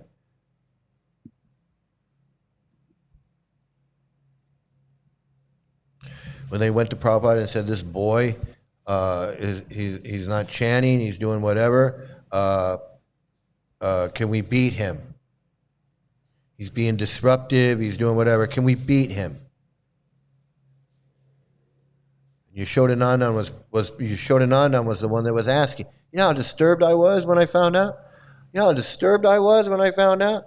here's this man that I've been serving, not as a guru, or he wasn't my guru, but he was like as close to a guru. I wasn't washing his feet or anything, but I was doing all his shit work, computer work and internet stuff, and if he said, hey, I got my computer blew up, I need you to come, can you come? I'd drive over to Downey to go fix his computer because it was Yashodananda. That was my service for the Ritviks. So when I find this conversation where he's asking Prabhupada if he can beat this boy, hounding Prabhupada if he can beat this boy. Now, you think Yashodananda is going to volunteer that conversation? Oh, by the way, did you know I asked Prabhupada if I could beat this kid? No, I had to find that conversation on my own. And I found it, and I was shocked. I was like, I had to double check to make sure it was the same Yashodanandan it was the Yashodanandan Swami. It was definitely him. I was like, what?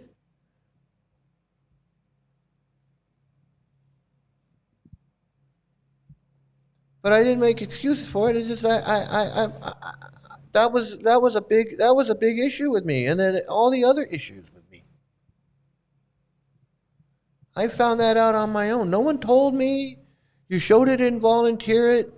I was going through the database and I found that conversation. That's how I know that conversation exists. That's how I know so many of these conversations exist.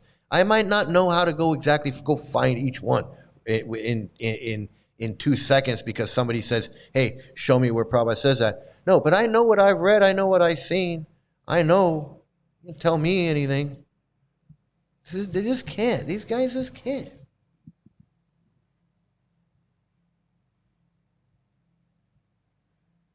These fools need to get a one-on-one of who her guru is before they can continue speaking. They don't have any information at all. Just like these guys didn't know who Prabhupada was when Prabhupada was walking around in New York and he was making these other. Satsvarup didn't know who he was. Brahmananda and Gargamuni didn't know who he was. Like they knew who he was. He was who he told them he was. And they believed him. Just like we believed.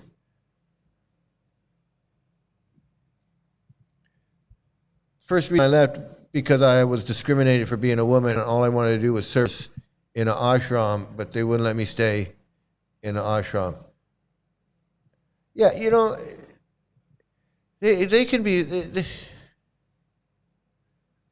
so discriminating sexism against, yeah, and they can't see it. They can't see it. She can't see it.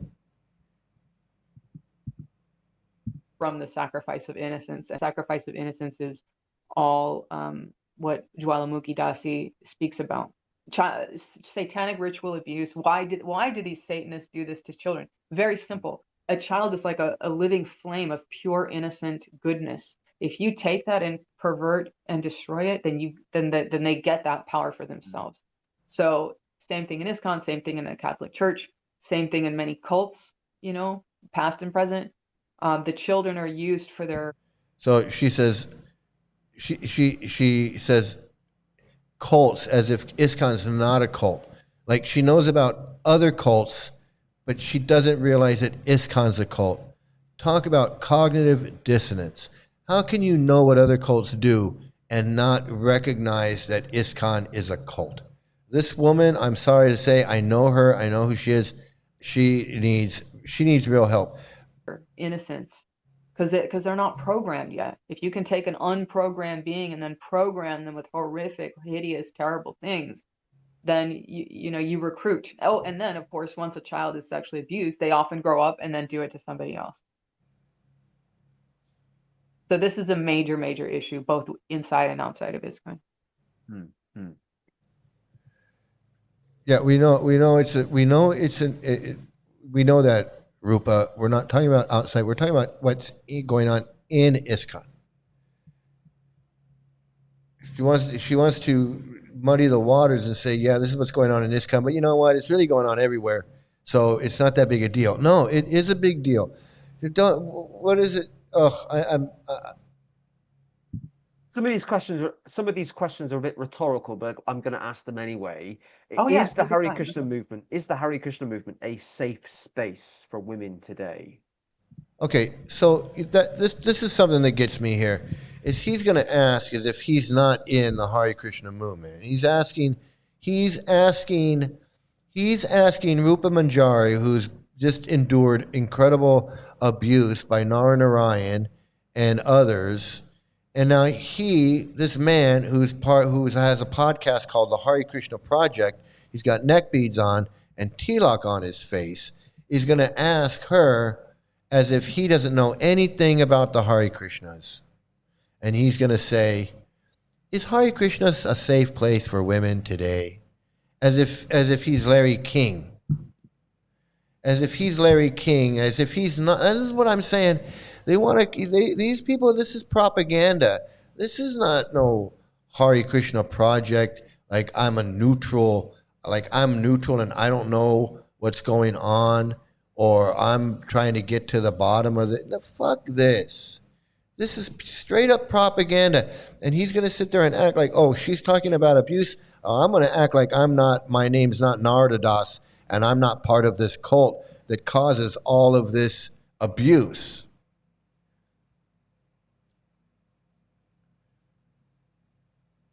What he thinks and what he believes, he's abusive.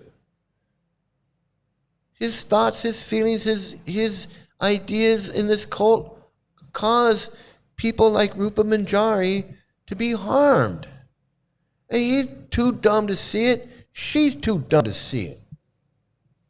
It depends entirely on who you're associating with. Some people are really. Says, is it safe in ISKCON? Well, it depends on who you're with. Okay, well then that means it's not safe. Because I don't know who I am. If I come to ISKCON, I don't know who's there. You're telling me if I walk up to an ISKCON temple, you don't know if I'm going to be safe or not? And I don't want to go. If I say, hey, I want to go get some Kentucky Fried Chicken at that place down on 5th and Main, and somebody says, hey, that's not a very safe place to go. A lot of people get shot there. A lot of people have been shot there.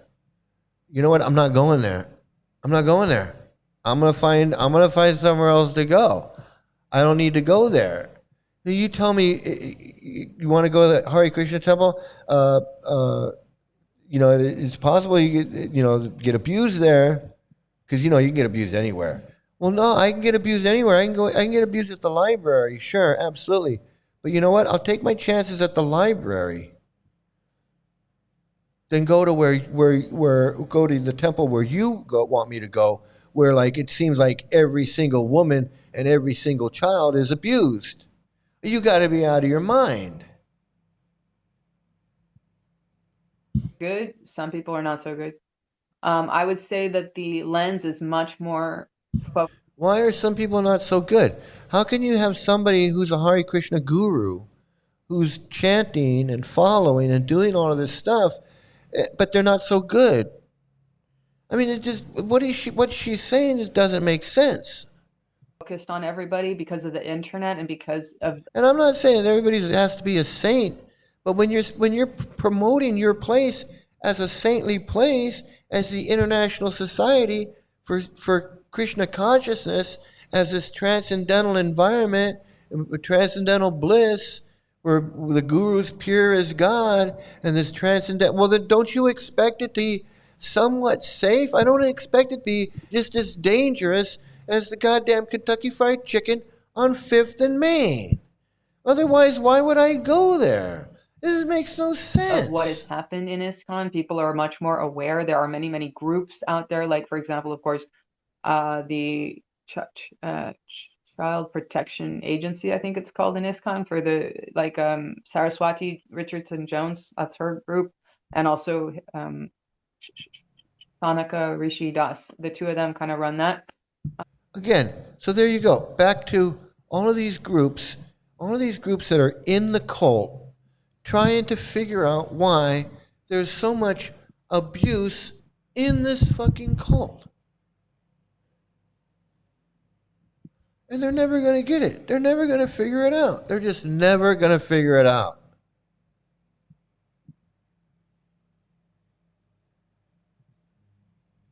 Narayan Maharaj was a very cruel man. He hated women, blacks, and those who didn't donate big money to him. Yeah, you know, and that's why I'm saying that all of these cults are the same. The Narayan Maharaj and all of these gurus, it doesn't matter which one. And I'm not saying that they're all pedophile cult gurus. I'm sure that there are some sannyasis and some holy men somewhere who are just doing their thing, and they're not molesting anybody, and they're not abusing anybody, and they're not marrying children or telling you to marry your child off. They're just meditating or praying or whatever, and they're perfectly fine. I'm sure those people exist somewhere. Now, do I consider them saintly and holy? No, I don't. But they may be dedicated to what they're doing, like a Dalai Lama or something. And they're not necessarily out to ruin someone's life. Sure, those people exist. But when it comes to ISKCON and Krishna cults and this Gaudiya Vaishnavism and this type of stuff, this is where I draw the line. And this is where I call them out and I say, no, you guys are pedophiles and a pedophile cult. You got pedophilia in your books and you don't speak out against it. You don't say, hey, we got great books here, but the pedophilia part, we don't like that part. No, you're all in on all of it. You're all in on all of it.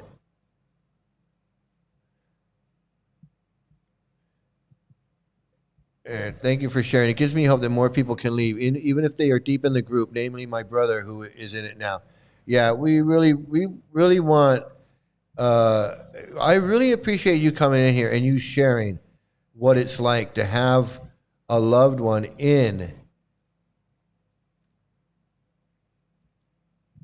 Because people need to know what it's like, that their loved ones are out there, their loved ones, they love them, they want them back, they want to just stay in touch. I'm sure Paz wouldn't even care that his brother is a Hare Krishna if his brother just acted normal and treated his family normal and did normal stuff. He probably wouldn't care if he was a Hare Krishna. He probably wouldn't care that he's shaving his head and chanting all the time and wearing funny clothes, as long as he was acting normal with his family and not being all weird and not being under the control of some guru and not obviously having his mind controlled and being manipulated. If it was just some yoga class that he was doing 5 times a week or meditation that he was doing in front of a candle, he wouldn't have a problem. Nobody would have a problem with it. But it's not. That's the thing, is that it's not. It's not that. And I'm glad that we can all.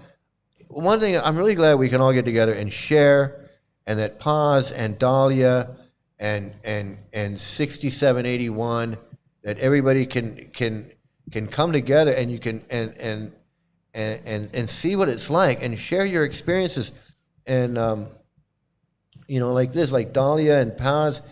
Thanks. I hope your brother gets disillusioned by the cold and leaves. The brainwash is strong. I pray your brother leaves and gets back to his normal self. Yeah, I know, and that's why, and that's why I continue to do these things. Like I was saying the other day, I was like, I feel like I've said everything, but there's always new people. There's always somebody out there that doesn't know what I'm talking about, and there's always somebody who's joined and doesn't know what's going on. There's always somebody whose brother or sister or family has joined. They don't know what's going on, but I do want to get to this one last thing. And it was on Reddit, and I want to share some of it, and it's about marriage. And if somebody wrote this, and I have to share it. I have to share this. It says, Hare Krishna marriage, no honeymoon, and it starts off. It says, I wrote this many years ago. Was a chapter to a book I was thinking about. I never finished. He says, my wife and I were living separately inside the Hare Krishna temple on Jefferson Street in Detroit, Michigan. I had joined and became a full-time Hare Krishna devotee sometime in late 72, and my wife a couple years later. So this is an old-time devotee. This is like a devotee that I met. The devotees that I met all joined around this time frame. He probably maybe knew this person. Maybe I know this person. I don't know. When we got married, we were made to live in separate quarters, which was not uncommon at that time in ISKCON for newlyweds. She lived where the single celibate women lived, and I with the single celibate men. We both had lived in these single ashrams prior to our marriage, and they were making us continue to live in them even though we had recently married. The reasoning behind this was to keep us apart as long as possible so we wouldn't have sex, basically to fall down into Maya, thus getting overly attached to each other and affecting our ability to perform our duties. The missionary work of selling Hare Krishna books written by Bhaktivedanta Swami, collecting money in the parking lots, begging, whatever, streets, and the airport. So I do have to say, I do want to comment that, I'm not arguing with him, he's right. I don't think they wanted him to have kids. I think they didn't want him to have sex, so they wouldn't have kids, and then the kids were going to take him away from the book distribution. So he goes on and he says, it was strange because the reason I got married was because I needed to be with a woman. I told them after trying to be a celibate monk for about 2.5 years that you either get me married or I will leave. I will have to leave, maybe travel with some monks on the traveling book, with Tamal Krishna and his traveling book party. There were too many young, good-looking women at the temple or out in the parking lots when I was selling books. They gave me attention, and I was having a hard time. There was no way I was going to last at being a celibate. I had already started masturbating on occasion to relieve myself and was riddled with guilt over doing it and had to explain all this to the temple management in my plea to get married, who I'm sure got off on me telling them. And I have to say,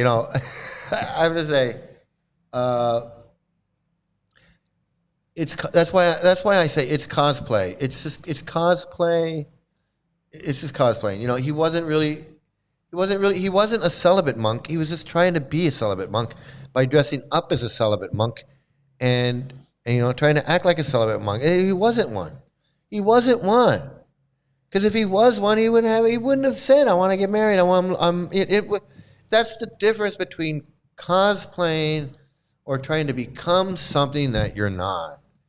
You don't just like throw some rice in the fire, and the guy says some things, and he gives you some beads, and now you're like this holy man, or you got a stick and you're like some monk. It doesn't work that way. And you can pretend and you can play around and you can think it does. Fucking it's bullshit. Even the real ones aren't real. Even the real ones aren't real. They're realer than the fake ones, but they ain't real. They're not real holy men. They might be really on that path, like that guy that I met in that cave. Now that guy was real. Or these Babajis that live at the Radha Kund and they live in a little hut and they do their thing. These guys are real. Well, some of them are. Some of them are. They're down there and they're not, they're not scamming anybody. They're not, he wanted some ghee. The guy's like, "Do you have 5 rupees so I can get some ghee?" That's all he wanted from us. He wanted some ghee. He wanted 5 rupees so he could get some ghee. So he gave him 5 rupees with some ghee. I mean, that's what you do. You give 5 rupees. So that was it. And I think he bought some chai. I think he bought some chai with it. I don't even think he bought some ghee. But the thing is, he's really down there in a cave. He can't leave and go sell shoes. He doesn't just give it up and go home to mom and dad. He doesn't just give it up and go sell real estate in New York like Rameshwar or go, like Yashodanandan. Oh, I'm going to give up being living in a cave. I'm going to go work for a British Petroleum in the legal department, sit behind a computer and all day long. I used to be a monk, but now I'm an assistant director of the legal department for British Petroleum in downtown LA. He's not doing that. Fucking bullshit. And I'm not saying that. I like this guy's story. He's telling it like it is. He's being honest, and I love it. It's just like me, It's like, so he asked to get married. So he says, when I first started visiting the Hare Krishna temple and hanging around devotees, I was still with my girlfriend that I had been with for a couple of years, and she had been into macrobiotics and transcendental meditation with me, but she was uncomfortable around the devotees. She did not care for them. When I first started going to the Hare Krishna temple, I was very much into it and wanted to become a full-time devotee, but I had a girlfriend, and that was a problem. The devotees at the temple preached to me that I needed to surrender and that I needed to give up my girlfriend because I was attached to her and illicit sex, and it was holding me back from moving in and being a full-time devotee. Now, that has not changed. That is the same, that's the same type of preaching that hasn't changed. So, that's what they're preaching to new people. Give up your girlfriend. Give up your husband. Give up your boyfriend, your husband, your wife. They're holding you back. Move into the ashram. That's where you really need. Krishna wants you. This is Krishna's arrangement. You're so fortunate. Don't mess up. Don't screw up this opportunity at this human form of life. You may never get another human birth again in a million friggin' births. Give up your girlfriend. Give up your... So what if your parents are upset that you're... So what?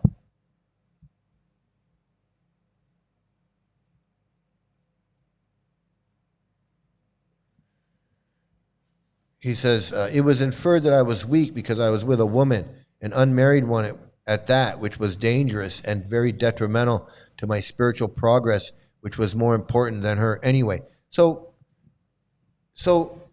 if this Hare Krishna is so powerful and so potent and the holy name is so attractive and so this and so that, why you gotta give up your girlfriend if she's not a Hare Krishna or if she's not attracted? Why do you gotta give her up? Why can't you just do it without her? Is your philosophy and your cult so manipulative and so dangerous and so destructive that I can't do it with her? I got to reject her?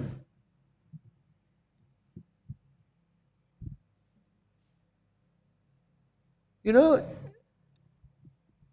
why is she so detrimental to my spiritual? If your chanting is so strong, nothing should be detrimental. I should become Superman with this friggin' holy name. I should be able to leap tall buildings with a single bound.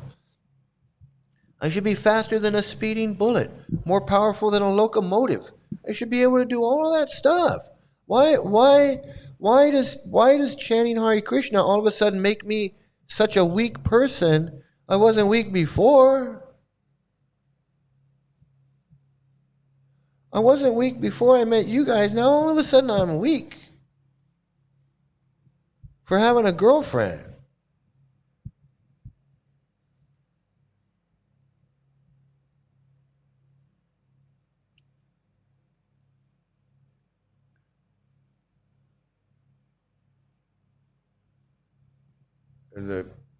Your nephew, 15 years old. Yeah, I'm glad he's smart to realize I told him to never join a cult and to be able to identify one, including ISKCON.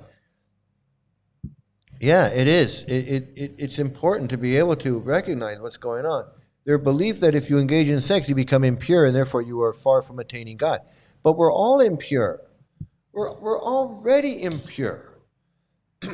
We're already namabas, or whatever they call it, namabas. We're already in it. And they're committing offenses by preaching to karmis who aren't qualified to hear the holy name. They're committing offenses by preaching to them. But they say, well, we have to do that because the holy name. Well, then why can't I take the same chances you take it? They're bullshit.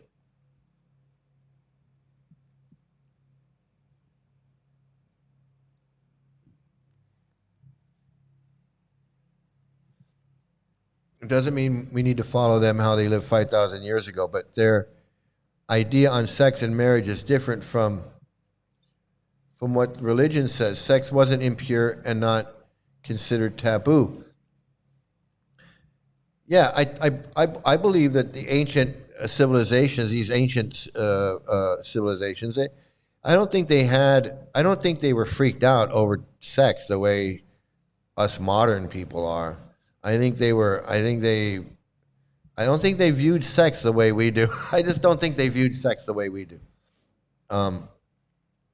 So he goes on and he says, I was not married to her, so better I cut her out of my life completely as a person, a friend, a lover. She was not into being a devotee anyway, so she was ultimately bad association, according to the devotees and my own personal Maya, what stood in the way of surrendering and becoming a full-time devotee of God. This is the same shit they preach today. That has not changed. They preach that same shit. So anybody who meets, they have a man and a woman meet, and they give the guy a book, and the guy shows up at the temple, and the girlfriend's like, you go, I'm not involved in that. And the guy goes, if the guy likes it and wants to join, that relationship's over. That relationship's over. If she doesn't join with him and he doesn't say, it's not compatible. It's just not compatible. Especially the more you're hanging around with them, the more they're going to make the more shaming and guilt and all of that crap. So he goes on, he says, in ISKCON, being with a woman was only allowed through marriage, and that also needed to be rigidly regulated, making sure not to have too much association with the wife, and more importantly, having sex only for the procreation of children. Sex was not to be enjoyed or shared with loving feelings, as there is no love in the material world, as Bhaktivedanta and ISKCON.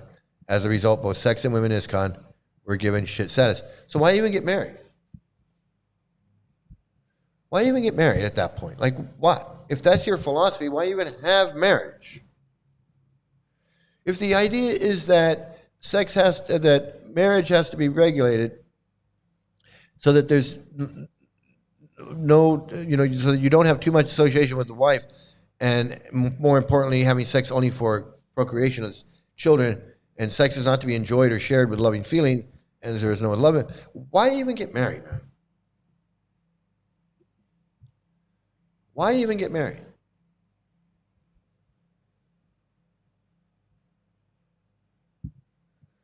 I had a friend who lectured me on this marriage thing, exactly like what you said. Marriage is suffering, only for Krishna's conscious children. Yeah, like, how much sense does that make? This whole cult is mental illness. Repressing your desires that you can't repress, defending the indefensible,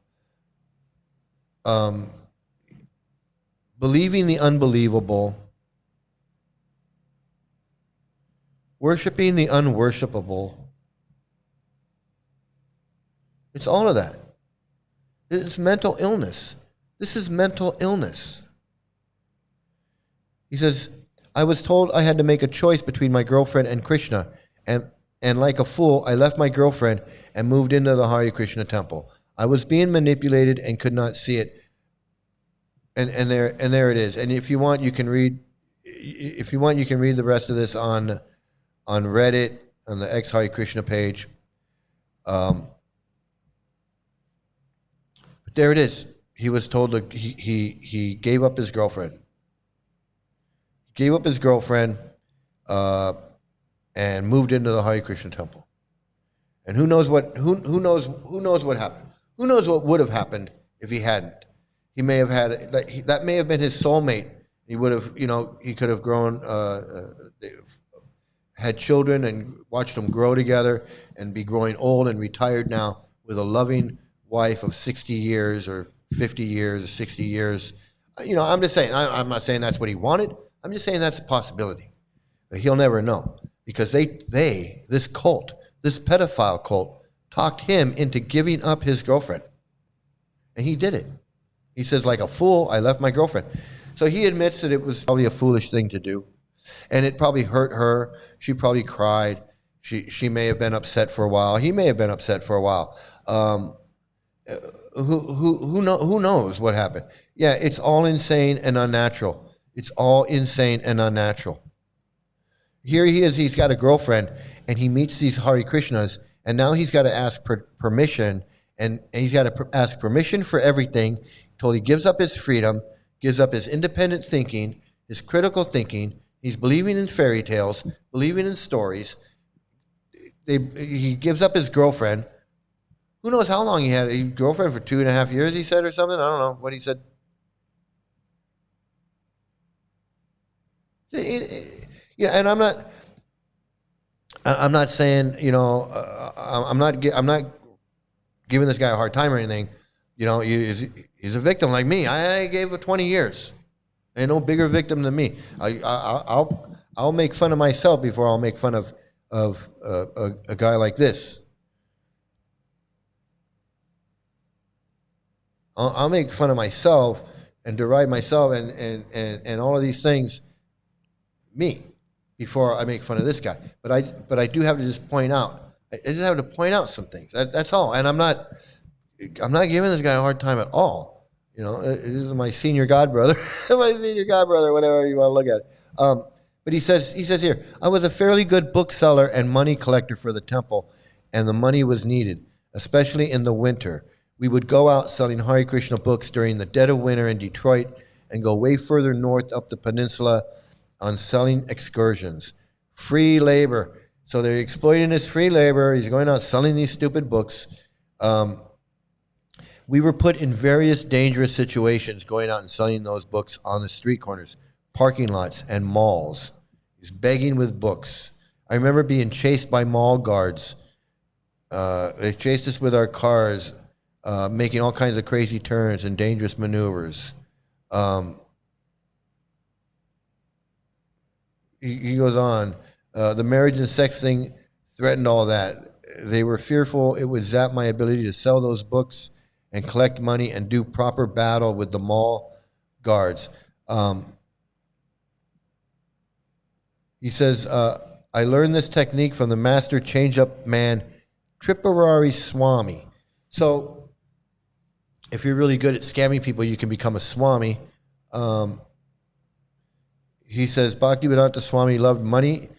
It seemed, didn't seem to care how it was made. The money is the honey, he said, and man, oh man, the bucks were about to start rolling in old Detroit. So he goes on, and I wanted to just end it, but he goes on and on and on and on. He ends up in Dallas. He gets married, ends up in Dallas, and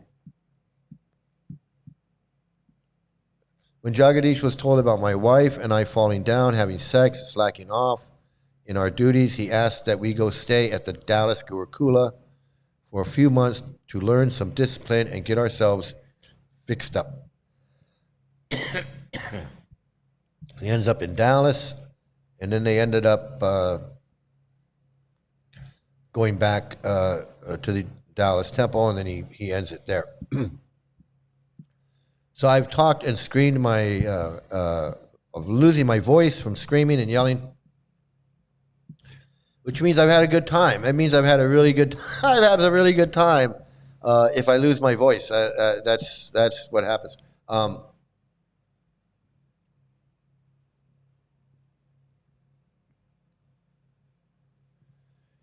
sorry to say, but parents who raise their kids in Krishna consciousness with the BS philosophy have failed big time as parents. Ultimate failure. It's sad because the philosophy creates monsters. I have to agree with you, and I'm glad that my daughter left and I let her leave. I didn't keep her in. When she said she was done, I said okay, and I didn't force her to do anything she didn't want to do. And I tend to agree with you. Although a lot of people, it's really up to you. You got to know what's going on. I can't say that people should know what they're doing. People should know where they're putting their kids. I didn't. I take that responsibility. I put my daughter in the temple school, and I didn't really know what I took their word for it. I didn't investigate it, so it was my fault. I have to admit. And the KC works on the parents. I mean, it's all part of the manipulation. So if you're a parent, you're definitely being manipulated into putting the kids into the Gurukula or teaching them and all of that stuff. You're influencing them. It's definitely it's not good. It's not good. It's not good. And for sure, the philosophy does create monsters who have created scars on me. Yes, absolutely, absolutely. And drain the swamp, man. Absolutely, drain the swamp. And the people that are born in it, the philosophy creates monsters out of the children born in this movement. They are all broken and evil and haven't seen more evil in my life than this cult. I agree with you, man. Excuse me, I'm losing my throat. Losing my voice. The children born in this cult, yeah, it's the philosophy creates monsters. The children have been abused. They become perpetrators of abuse. There's a Stockholm syndrome element to this whole thing. Worshipping these guys as gurus, as good as God, is disgusting, and teaching it to the children, it's evil. It's evil. And I mean, there's so many layers. There's so many layers you just can't get. It blows one's mind. And to think that they allow this stuff to go on, Venice Beach, big parades, big festivals. When you realize all the damage this thing has done, and they get to go on like it's no big deal, it drives me out of my mind. Monsters right out of a horror movie or worse. I know. It is. I don't know what made you laugh so hard, but I'm going to take it as a compliment. being a corporate slave is a million times better than being Prabhupada Krishna slave. Way better. You know, being a corporate slave, at least you got some freedom. You know, like if you want to, you know, have sex with your wife, you can. You know, if you want to eat a hamburger, you can eat a hamburger. You want to. There's so many things that you can do as a corporate slave that you can't do. You can live. Yes, right, exactly. You can live a normal life while being a corporate slave. And believe me, Prabhupada liked that money. He liked that money coming in, and he knew that, you know, people got to work for that money. People got to do things for that money, and, you know, he's trying to get his hands on it. But he knows that he's smart enough to know that society is operating, and he knows that him getting his hands on money is going to take corporate slaves working and going to work every day, or whoosh, whoosh, whoosh, whoosh. The cars driving back and forth that he would make fun of. Well, you know who's in those cars? People with money that you get to scam. Because if they weren't in those cars and they were living on a farm, just drinking milk and milking a cow and doing whatever, they wouldn't have any money to buy your fucking books, you piece of shit. So while you're sitting there talking about how the karmis are this or that, and they're all mlechas and yavanas and rakshasas and this and that, well, you sure like their money. Because if they weren't doing all that stuff, they wouldn't have any money for you to take, for you to scam. Oh, fuck you, you fucking piece of shit. And that Radha Dasi Suzanne Tal is the most evil person I've met. She never ate a meal, smoked, or drank in her life, but she is so evil. She's so evil. Yeah, she got a bad. I gotta do more. I gotta find more videos on her, man. It's like being a corporate slave is you know, it's life. If you look at, hey, look at bees. Bees are working. That's what they do all their whole life is working, struggling to survive. You're working to make a little thing of honey, right? They make like a tablespoon of honey or a teaspoon of honey that's what their life is. They're making a teaspoon of honey. Or ants, and they're just digging holes and moving things around. You know, and that's all they do. That's their life, you know? And we could be like that. But no, we can actually have time, you know, to go look at the sunset or go do something enjoyable, you know, like a drum circle or play miniature golf or play ping pong or paint a picture or do something, you know, play basketball or do whatever we want. We don't have to be like a honeybee or an ant who's constantly working for survival every moment of their life, and then you know, and then that's it. Or like a rabbit that's just constantly in fear of death. Constantly, like that's just all. The life of a rabbit is hiding. The life of a rabbit is to hide, so it can have some food and then go back to hiding again. And so we could be like that, where our whole life is just in fear of this or that. But you know what? If we're a corporate slave, and I know I'm not promoting, you know, the value, you know, the benefits of being a corporate slave. I'm just saying that in the modern world that we have, that Prabhupada looks down on so bad.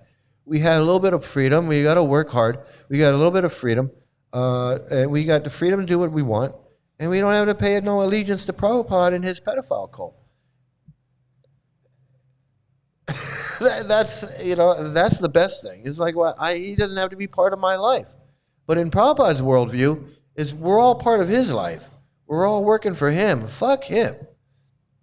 I've seen pig roasters and steak cooks are real nice people. Yeah, I mean, yeah. Like, you know, like I was saying, you know, these guys, they think that they're a holy man and that they deserve all this worship and shit. And you know, I'm a guru and I'm this and that.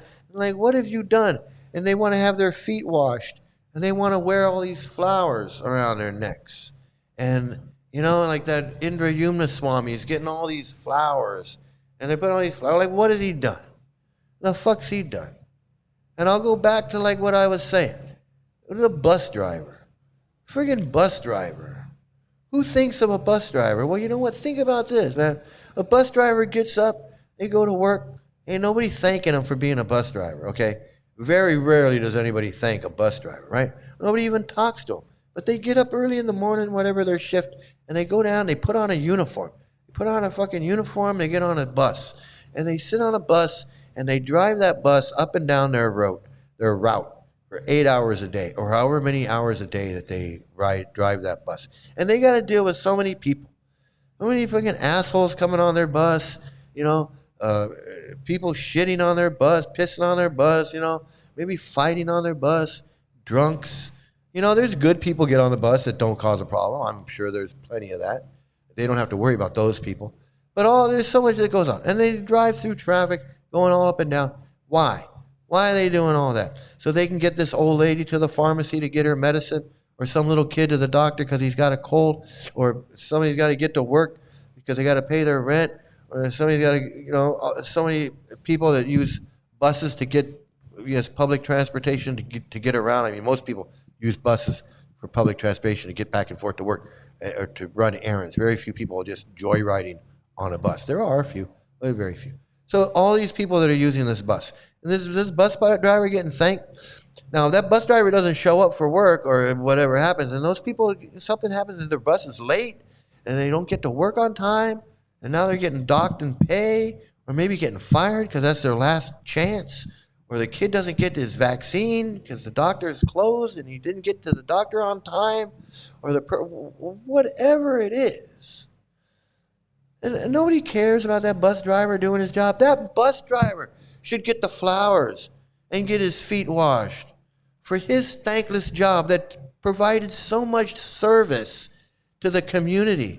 All those people needed that bus driver to do it. Nobody needs this Indra Yumna Swami dancing around, acting a fool, and you give him flowers for what? What the fuck did he do? He didn't do shit. He ain't never done shit in his life. And you want me to freaking bless him thinking he's some holy man when we got people doing all kinds of jobs, picking up trash in the public park so the park can look nice, so that when people go to the park isn't full of trash, and we have people doing that? Thankless job. You think anybody comes up to people and go, hey, thanks for picking up the trash in the park? I mean, thanking people for doing that. And I'm not saying, I'm just giving an example of all the jobs, all the things that people are doing. Harvard dumbass Goswami, has he ever gone out and helped inoculate kids from dangerous diseases, or help bring clean water to people's homes that don't have clean water, or build homes for the homeless like Jimmy Carter did? The guy's 90 years old. He's out there nailing nails. Did they need Jimmy Carter out there to do that? Was somebody not going to get a house because Jimmy Carter wasn't out there nailing? No, Jimmy Carter didn't have to do that. But he was doing it because he felt like he needed to do that. That made him happy. He was helping. He was doing something. That's real service. Not dancing around in front of a friggin' bunch of fucking pedophiles, with a bunch of pedophiles, with a bunch of little girls running around, you're rubbing your hands on them. That guy gets flowers, gets his feet. What the fucked up cult is that? And then you're going to look down on the bus driver because he eats a hamburger. Meanwhile, he's dedicated his life, or his life at the time, to go do all of these things for the community that serves a purpose. And you're going to look down on that man and go, hey, these carmies eating hamburgers and going to the strip club, and they go and they buy lottery tickets and they're having illicit sex and they're doing this and doing that. Meanwhile, they're actually doing something. They're actually doing something. You got to make them out to be these horrible people that are killing cows and eating hamburgers and buying lottery, and make it out like that's like the worst thing on the planet. Meanwhile, your gurus are doing the worst thing on the planet. Your gurus are molesting little kids. Your gurus are abusing women. Your gurus are spreading this friggin' philosophy that says that men can just smack women around, children can be beaten if they don't pay attention and don't, little girls need to be married off to grown men. This is the shit that your cult is doing, and calling yourselves holy men. Meanwhile, you're looking down on all of the people that are working hard just to make society better, make society a good place where you fucking pieces of shit get the benefit. Because you fucking pieces of shit, while you're looking down on society, you're taking advantage of everything that society has to offer.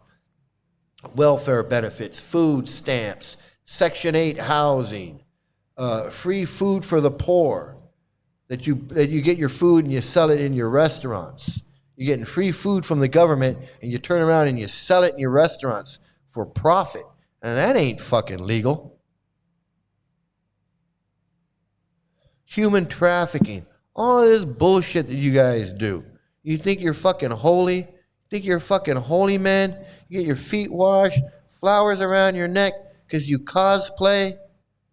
Meanwhile, you're fucking pedophiles and abusers and homophobes, racists and sexist pieces of shit.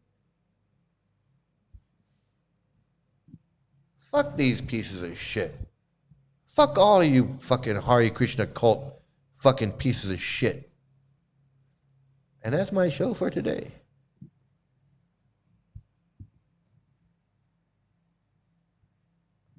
The Swamis are disgusting. They are disgusting. They're fucking disgusting.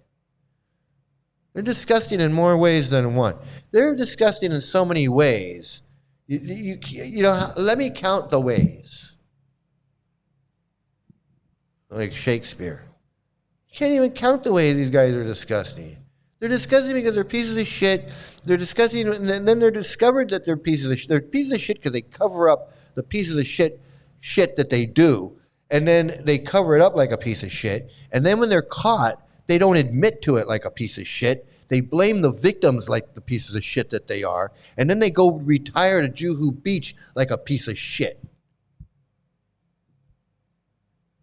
Their whole life is being a piece of shit.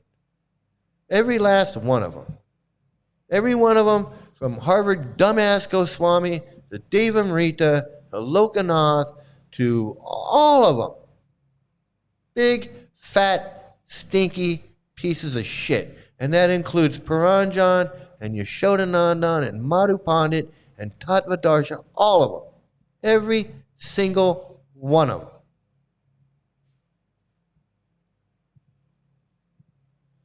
ISKCON doesn't appreciate what modern society is doing and has done, yet they're interested in society's money. Gosh, the delusion and stupidity is beyond this earth.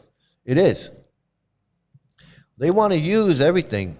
They want to use all the technology that is provided to them so that they can sell their books and build their temples and get their feet washed.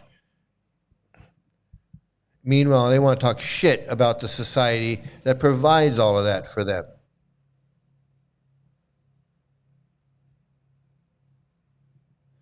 Your day-to-day jobs that people have done billions of times more than these fairy tale storybook gurus.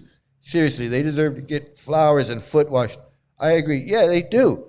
They do. They deserve it. And we do deserve them. We have, we try to show appreciation for these people. We have, National Nurse Day and Secretary Day, and Veterinarians Day, and Eye Doctor Day. We do. We want to show our appreciation as a society for the people that do things for us.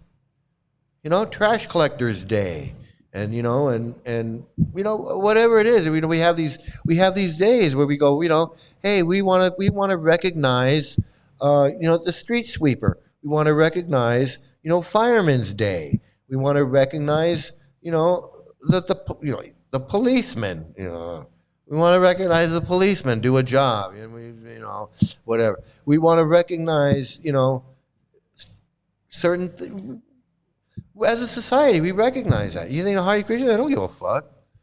You know what they do? This is what the Hare Krishna do. I know this is taking a long time. I wanted to wrap this up a long time ago, but it's just going on forever. But we got onto another topic, and this was part of a topic I wanted to talk to. They don't care about society in that way. What they care about in society is what they can get out of society. ISKCON Tucson finds Western holidays are powerful for spiritual outreach. Well, we all know what spiritual outreach is. That's their begging with books. And what do they beg? What are their books? They're pedophile books. So it says, this is right on their page, and it says right on the ISKCON news page, it says, across this calendar year, ISKCON Tucson, has found meaningful ways to engage the broader community by thoughtfully participating in widely observed Western holidays and civic traditions. By meeting people where they already gather, whether through a Thanksgiving meal or along a city parade route. A city parade route.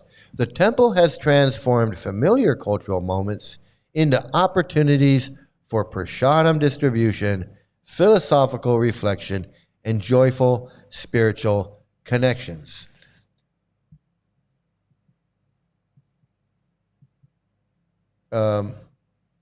Nobody's going to a Thanksgiving Day parade so they can deal with your Hare Krishna pedophile cult. Let me just tell you right now.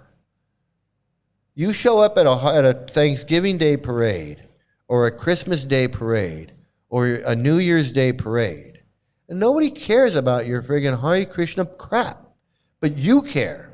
You want to go take advantage of that so you can spread your books and spread your whatever, your philosophical reflection, so you can go beg with books. That's all you care about. You don't give a fuck about Thanksgiving. You don't give a fuck about Martin Luther King. You don't give a fuck about anything. All you care about is glomming on to widely observed Western holidays and civic traditions so you can go turn them into opportunities for prasadam distribution, philosophical reflection, and joyful spiritual connection, which is really just begging with books, because that's all you really want to do, is just go beg with your books. Thanksgiving prasadam at Govinda's draws hundreds. For more than 3 decades, Thanksgiving has been a cornerstone outreach at ISKCON's Tucson award-winning vegetarian restaurant, Govinda's. It's probably Tucson's only vegetarian restaurant. This year's Thanksgiving celebration once again proved to be the temple's largest holiday event. Because nobody comes to their events. Nobody's going to come to their temple to buy their books. They have to go to somebody else's festival and spread their books where they're not wanted. Open from noon to 6 p.m., the all-you-care-to-eat buffet reflected Srila Prabhupada's instructions that guests should leave fully satisfied. So they have this Govinda's Thanksgiving Day prasadam at their restaurant. While Govinda's hosts major prasadam distributions throughout the year, including Christmas, New Year's, Easter, Mother's Day, and Father's Day, Thanksgiving remains the most widely attended. Over a dozen devotees serve throughout the day, greeting guests, replenishing the buffet, and maintaining Govinda's hallmark hospitality. That's free labor, free labor. A familiar presence for longtime guests, the temple's resident white turkey Sufi greeted visitors from an enclosed pen near the dining area, offering a gentle reminder of the Hare Krishna teaching that all living beings possess eternal spiritual value and are worthy of care and protection. Now they want to talk about care and protection. They don't want to give a fuck about their kids by letting known child molesters lecture at their temples, like this Bhakti Purusottam Swami and this Bhakti Vidyapurna Swami, and having Rameshwar and Bhavananda and in Mayapur, and Trivikram in Juhu Beach, and who knows who else we know. Bhakti Raghava, Keshava, whatever. Who knows what their fucking names are. And Indrayumna Swami. They got the nerve to talk about caring for a white turkey, which I'm all for that. But they want to brag about how they care for this white turkey. Meanwhile, Bhakti Vikas Swami says, I don't give a fuck about these kids. I'm going to go party with my child molester buddies. And I don't care if they've been accused, convicted, served time. I don't care. He says, I don't care. I could become a ghost if I don't. Can you imagine that? A grown man, he's afraid of becoming a ghost if he doesn't go defend his pedophile buddy. That's somebody you want to take spiritual advice from? That's somebody you want to accept as a guru, a man who's afraid of becoming a ghost because he's not going to defend his pedophile guru? That's a holy man? That's a fucking joke. That's a goddamn joke.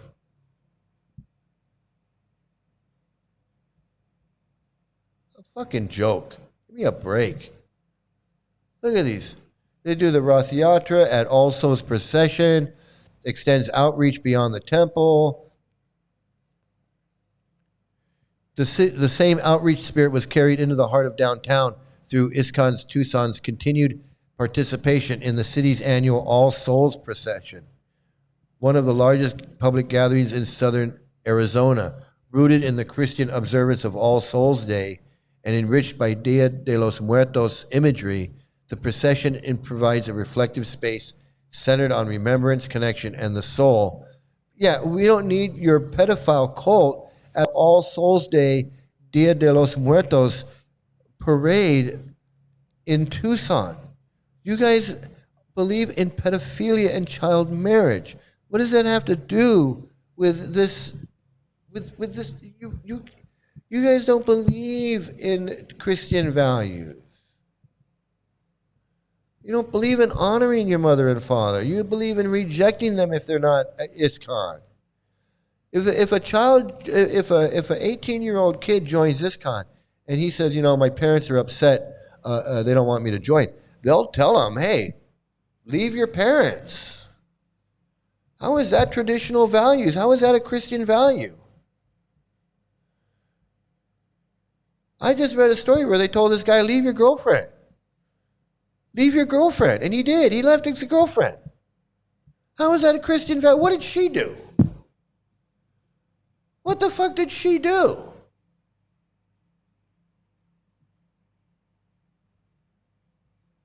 It pisses me off. It just pisses me off, man. They go around and glomming into different types of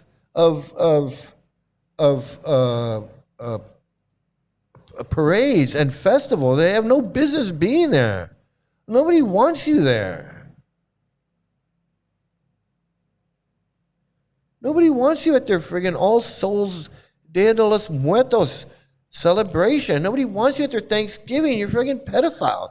You have gurus that commit child molestation and other gurus who say it's perfectly okay and we're not going to. And then you have women that invite these molesters to the temple to lecture to the children. What the fuck?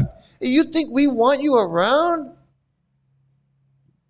You think we want you at your fucking at our Christmas parade and our celebration? We don't want you there.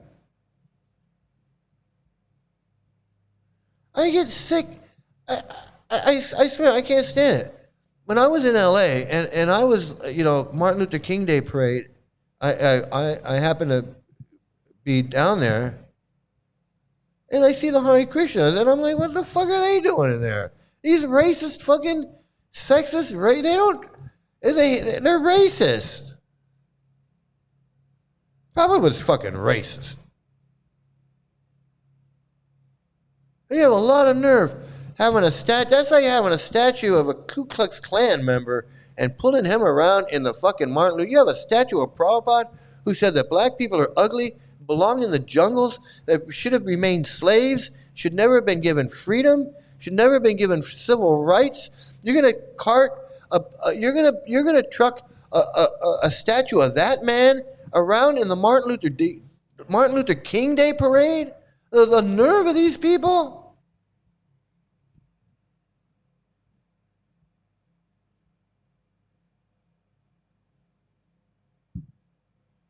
They're so focused on spreading KC, it's scary. I know I'm missing some of your comments. I don't mean any disrespect, but I'm just trying to get through this because I'm going way over. Rasik Mohan Maharaj put him on the wheel. Yeah, I'll definitely do that. I can do that, absolutely. He took sannyas at 34. He's a young monk faking it till he makes it. Yeah, I'll definitely put him on there. Does he have videos that we can watch? Absolutely. We'll do that on the next one because we're getting too long. A lot of other ISKCON gurus need to be. Yeah, you know what? The next show we're going to update. It'll be an update the wheel show, and we'll do that. And then we got some videos. We have some videos from Rafael. I didn't get to him today. It's like almost. We're going into hour. hour 3. Okay, we're going to hour 3 here. I'm gonna have to shut it. I'm gonna have to shut it down. But I want to thank you. Was there one last thing I wanted to show? Is there anything else on here I wanted to? I did the Rupa Manjari. Oh my God, the Rupa Manjari. I did all that. No, that's it. I'm going to end it here. I think I ran it array at my voice. My voice is gone. I'm just I'm at the end of my rope. I want to strangle one of these freaking gurus. Not really. I don't really want to strangle one. Metaphorically, okay? Like they say. We want to metaphorically kick on their face. Yeah, that's what I want to do. I want to metaphorically kick on their face. So yeah, so hey, pause. Thanks for coming in, man. Thanks for coming in. Every time I see you, man, I don't know, it makes me I get a sense of something good. So thanks for coming in. Everybody, I want to thank everybody, 6781 and Tim and Hayden and Dahlia and Jeff and who else? And Travis. I want to thank Travis for coming. Fake Human, of course. You gotta have Fake Human. Drain the Swamp. And who else? Who else was here? I know I'm missing somebody. If I'm missing you, I don't mean disrespect. Of course, pause. And of course, pause. And yeah. And Tim Wallace, of course. Tim Wallace, of course. Can't forget Tim. So thanks. I want to thank everybody. Thank you all. Please have a great day, great night, great morning, great afternoon, great evening, wherever you are. Have some great luck. Please stay out of the cult. And for all of you first-timers and Charu Chaitanya Das, if you're still watching out there, and all of you Hare Krishnas that are watching, you gotta understand who I am. You don't have to respect me, but you gotta respect who I am. I was in this cult. I'm not some idiot. Well, I am an idiot, but I'm a special kind of idiot. I was in this cult for 20 years. So for all of you out there that don't know who I am, this is who I am. You can take a look, and you'll see that I was once like you. I was once like you a long time ago. Thanks, everybody. Have a great day. Here I go.